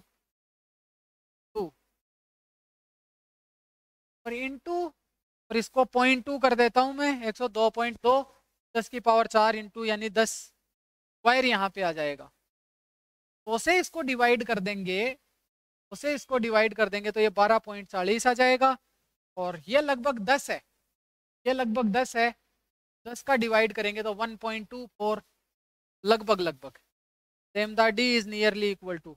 अब तुम कैलकुलेट कर सकते हो 10 पॉइंट समथिंग आएगा, 12.40 nanometre divide by 10 point something तो समथिंग, ठीक है, 5 कुछ भी जो भी आएगा, और इसमें भाग लगा दोगे तो इतना नैनोमीटर आ जाएगा, तो एंगस्ट्रॉम में कन्वर्ट करते हैं। सॉरी, ये जो लेमदा हमने कैलकुलेट कर लिया है, ये से लेमदा तुम्हारे पास आ जाएगा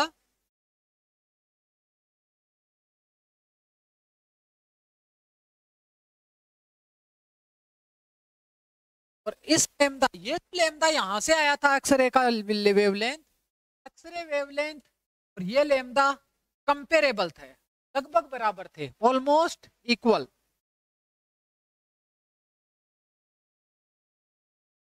ऑलमोस्ट इक्वल का मतलब क्या हो गया?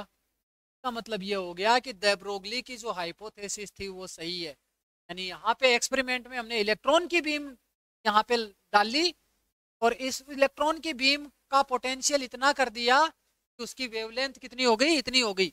और अगर उसी एक्सरे की, उसी वेवलेंथ की एक्सरे हम यूज करें तो जैसे डिफ्रेक्शन पैटर्न सेम मिलते हैं, अगर दोनों की वजह से डिफरेंशियल पैटर्न सेम मिलते हैं, इसका मतलब जो पार्टिकल है उनसे एसोसिएटेड वेव होती है।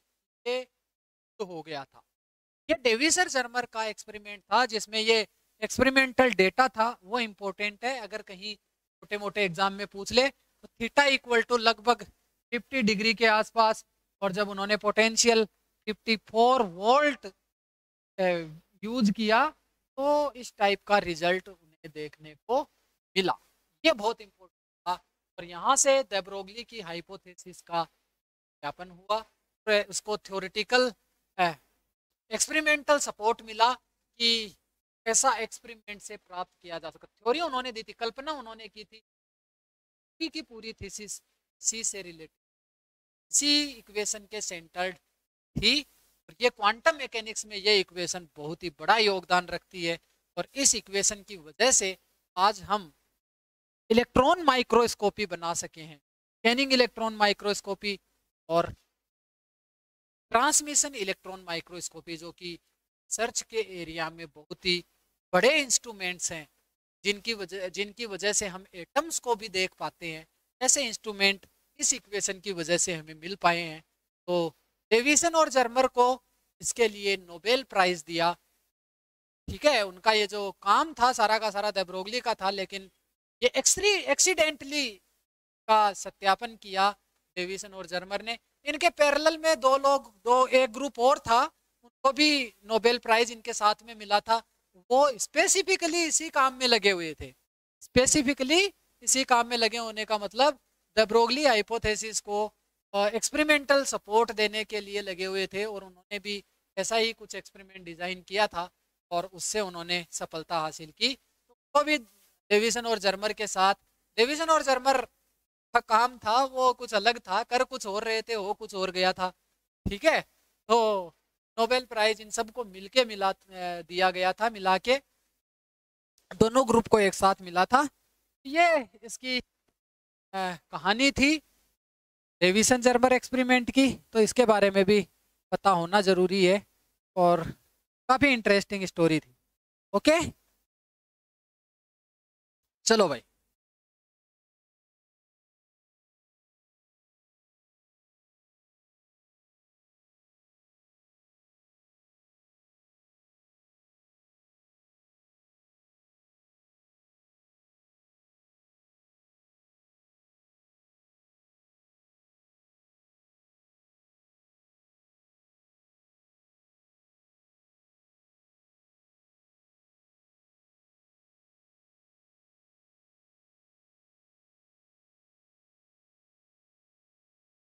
हाँ, यहाँ तक अगर किसी को कोई डाउट है सकते हो।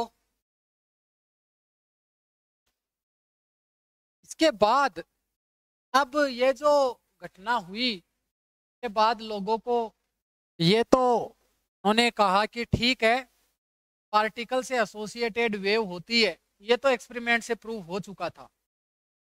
अब कहानी ये थी आगे कि अगर ये पार्टिकल से एसोसिएटेड वेव है, इस चीज को रिप्रेजेंट, कौन सी चीज को ये रिप्रेजेंट करती है वेव, ये आगे की कहानी है।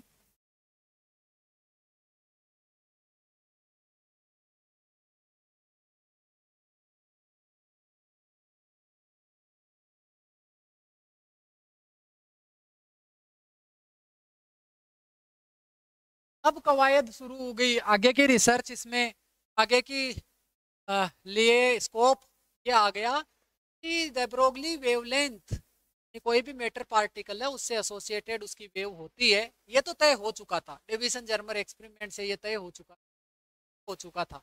अब जो वो वेव है, वो वेव कौन सी चीज को रिप्रेजेंट करती है, किस फिजिकल क्वांटिटी को वो रिप्रेजेंट करती है। इस तरीके से हम मेटर वेव की बात करते हैं, तो मेटर वेव या क्लासिकल वेव की हम बात करें, तो क्लासिकल वेव्स जो होती है वो पार्टिकल के डिस्प्लेसमेंट की वजह से आती है। जो मीडियम के पार्टिकल है का डिस्प्लेसमेंट होता है, उनको रिप्रेजेंट करती है वो थीटा, वो स्पेस के, मीडियम के पार्टिकल स्पेस के साथ कैसे बदलते हैं, टाइम के साथ कैसे बदलते हैं, उनका एक रिलेशन होता है। सारी बात तो ये मैकेनिकल वेव जो होती है वो ये बताती है कि जो डिस्प्लेसमेंट है पार्टिकल्स का, वो पार्टिकल्स का डिस्प्लेसमेंट स्पेस और टाइम के साथ कैसे बदलता है। ये इस फिजिकल क्वांटिटी को बताती है, डिस्प्लेसमेंट, पार्टिकल के डिस्प्लेसमेंट। इलेक्ट्रोमैग्नेटिक वेव का इक्वेशन अगर मैं लिखूं, E equal to e nought cos a dot r minus omega t, इस टाइप का अगर इक्वेशन में लिखता हूं, इलेक्ट्रोमैग्नेटिक वेव जो है वो किस फिजिकल क्वांटिटी को रिप्रेजेंट करती है, वो फिजिकल क्वांटिटी है इलेक्ट्रिक फील्ड और मैग्नेटिक फील्ड। इलेक्ट्रिक फील्ड और मैग्नेटिक फील्ड, ये दोनों समय के साथ और स्पेस के साथ कैसे बदलते हैं।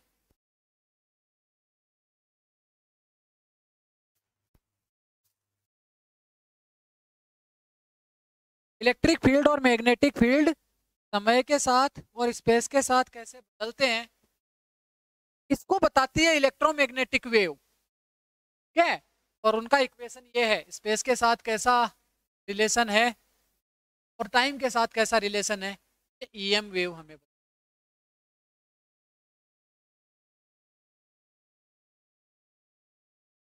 ठीक, और इस इलेक्ट्रोमैग्नेटिक वेव का एक फॉर्म होता है, इसका एक लेमदा फिक्स होता है, ओमेगा। ओमेगा इलेक्ट्रोमैग्नेटिक वेव की एंगुलर फ्रीक्वेंसी होती है।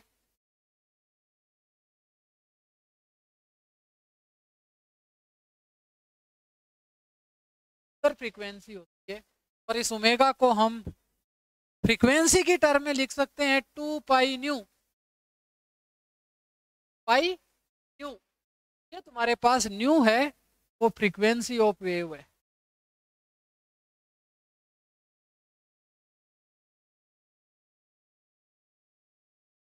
और ये जो के है, के वेक्टर, तो हम बोलते हैं वेव प्रोपोगेशन वेक्टर। प्रोपोगेशन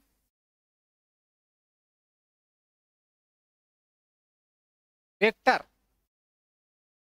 और जबकि मैग्नीट्यूड होगा के वेक्टर का मैग्नीट्यूड, मैग्नीट्यूड को हम बोलते हैं वेव प्रोपोगेशन कांस्टेंट। ये वेव प्रोपोगेशन कांस्टेंट।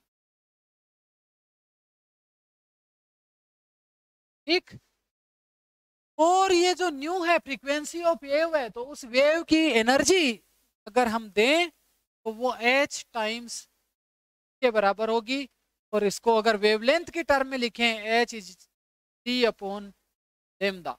न्यू की जो वैल्यू है वो c अपॉन लेमदा होती है, राइट। और जो वेव प्रोपोगेशन कांस्टेंट है के वेक्टर, इसका जो मैग्नीट्यूड होता है वेव की वेवलेंथ के टर्म में लिखा जाता है, और उसको हम लिखते हैं 2 pi upon lambda, pi upon lambda. और हमें पता है अगर मैं इसको एच क्रॉस से मल्टीप्लाई कर दूं, एच क्रॉस, ये जो एच क्रॉस है ये डार्क ने दिया था एच अपॉन 2 पाई, हम इस पूरे कोर्स में एच क्रॉस ही यूज करेंगे। एच अपॉन 2 पाई, इसका मतलब प्लांक कांस्टेंट की टर्म में आ जाता है। ऐसे ही कहीं पे अपने को लेमदा क्रॉस दिया जाता है तो इसकी वैल्यू भी लेमदा अपॉन 2 पाई होती है। ये नोटेशन किसने दिए थे? डिराक ने दिए थे। तो एडवांस क्वांटम मैकेनिक्स का जो रूप है तैयार किया था वो डिराक ने किया था, और डिराक के साथ साथ क्लीन गॉर्डन है उन्होंने किया था। जबकि आधुनिक क्वांटम मैकेनिक्स का जो स्वरूप है श्रोडिंजर के द्वारा तैयार किया गया था। अभी वो आने वाले हैं पिक्चर में, एक दो अगली क्लास में शायद वो श्रोडिंजर सामने आएंगे। अभी तक हम बैकग्राउंड स्टोरीज के बारे में चर्चा कर रहे हैं। तो यहाँ पे lambda is equal, lambda cross is equal to lambda upon 2 pi है। एच क्रॉस को अगर वेव प्रोपोगेशन को से मल्टीप्लाई कर दिया जाए तो एच क्रॉस की वैल्यू एच अपॉन 2 पाई, और फिर के का मैग्नीट्यूड 2 पाई अपॉन लेमदा, तो ये तुम्हारे पास होगा एच अपॉन लेमदा। और ये एच अपॉन लेमदा क्या होता है? लेमदा इज इक्वल टू मैं लिखूं एच अपॉन पी। ये जो लेमदा है अगर मैं पार्टिकल से एसोसिएटेड वेव मान, केवल कौन सी वेव है? ये जो इलेक्ट्रोमैग्नेटिक वेव है इसकी कहानी चल रही है। और इलेक्ट्रोमैग्नेटिक वेव की कहानी में अपने पास ये एच क्रॉस के, ये एच क्रॉस के जो होता है वो इस वेव का मोमेंटम है। एच क्रॉस के क्या होता है? इस वेव का मोमेंटम है। इसको हम क्या लिख सकते हैं? H upon lambda. Lambda is equal to क्या होता है? Lambda is equal to c upon nu. Lambda is equal to c upon nu. तो ये h nu, h nu upon c is equal,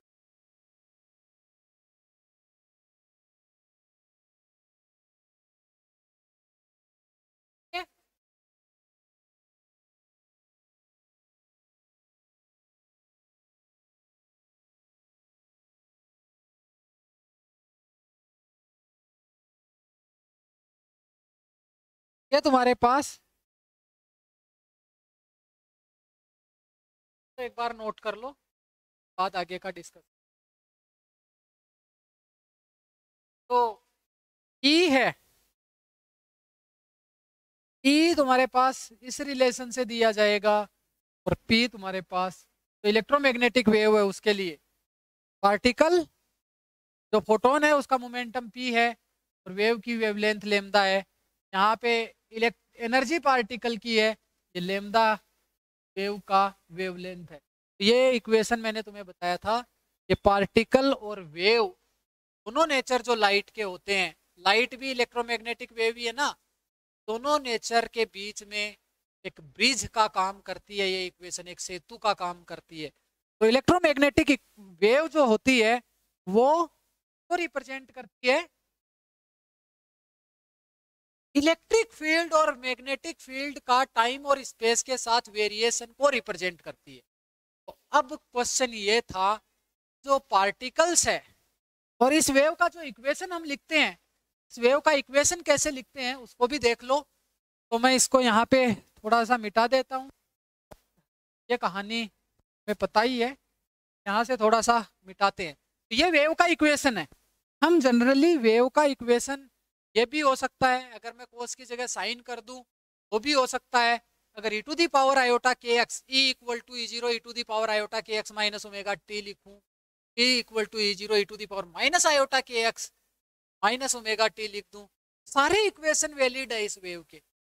तो इसलिए वेव का इक्वेशन मैं ये लिख रहा हूँ, ये इक्वेशन लिखना सही नहीं है। इसको एक जनरलाइज इक्वेशन के रूप में लिखें तो हम एक डिफरेंशियल इक्वेशन के रूप में हम इसको लिख सकते हैं।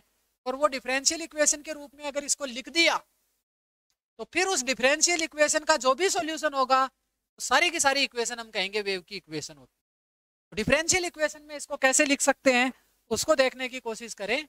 अगर मैं इस इक्वेशन का टाइम के साथ टाइम के रेस्पेक्ट में del e upon del t करूँ, टाइम के साथ डेरिवेटिव लूँ, आ जाएगा माइनस का ओमेगा, माइनस कोस का होगा माइनस साइन, और फिर माइनस ओमेगा टी का माइनस ओमेगा, तो माइनस माइनस प्लस क्या आ जाएगा ई जीरो साइन ए। और मैं ये कह देता हूँ, स्पेसिफिक कर देता हूँ, अगर मान लो इलेक्ट्रोमैग्नेटिक वेव जेड डायरेक्शन में या एक्स डायरेक्शन में तो k dot r is equal to कितना हो जाएगा के एक्स।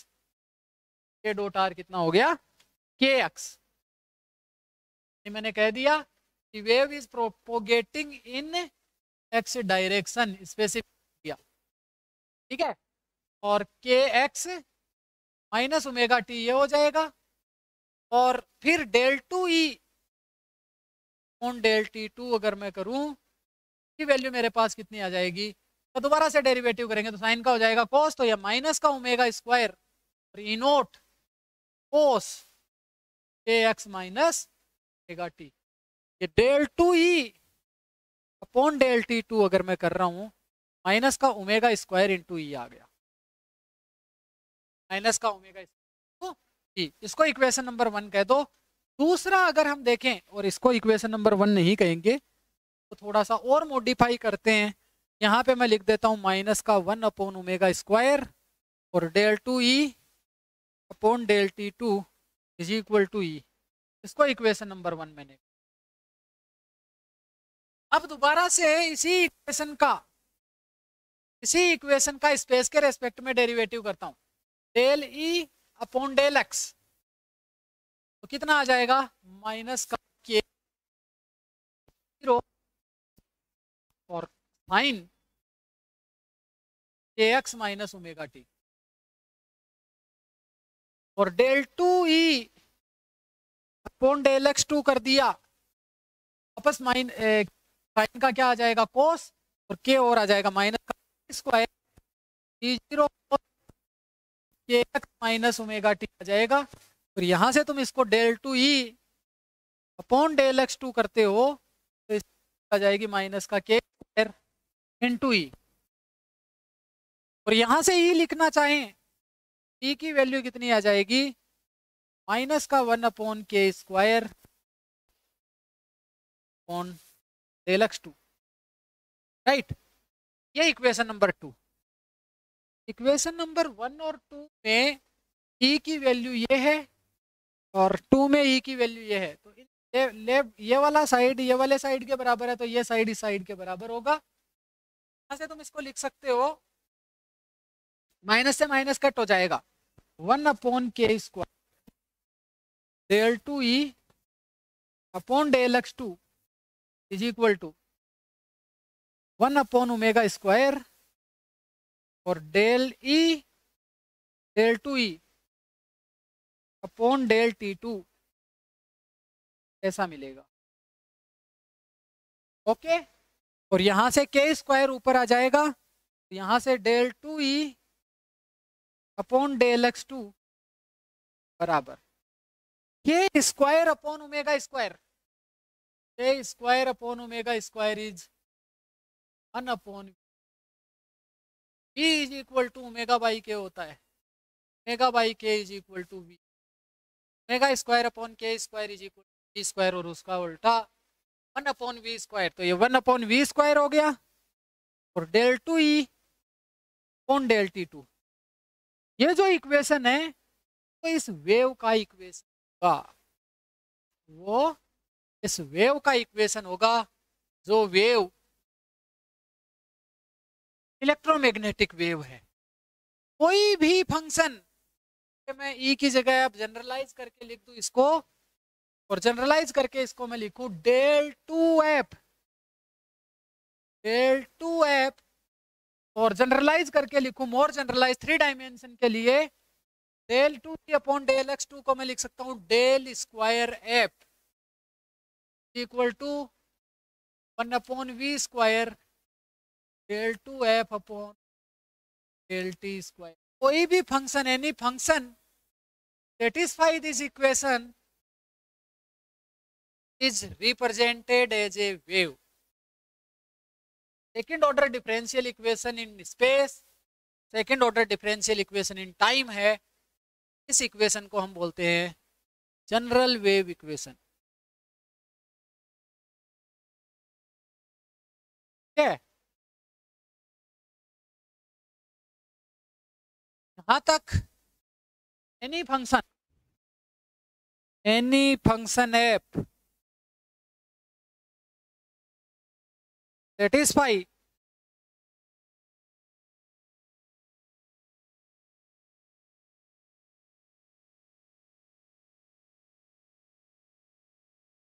दिस इक्वेशन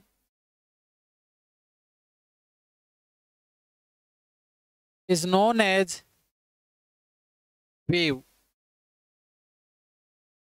उन फंक्शंस को क्या कहेंगे? वेव कहेंगे।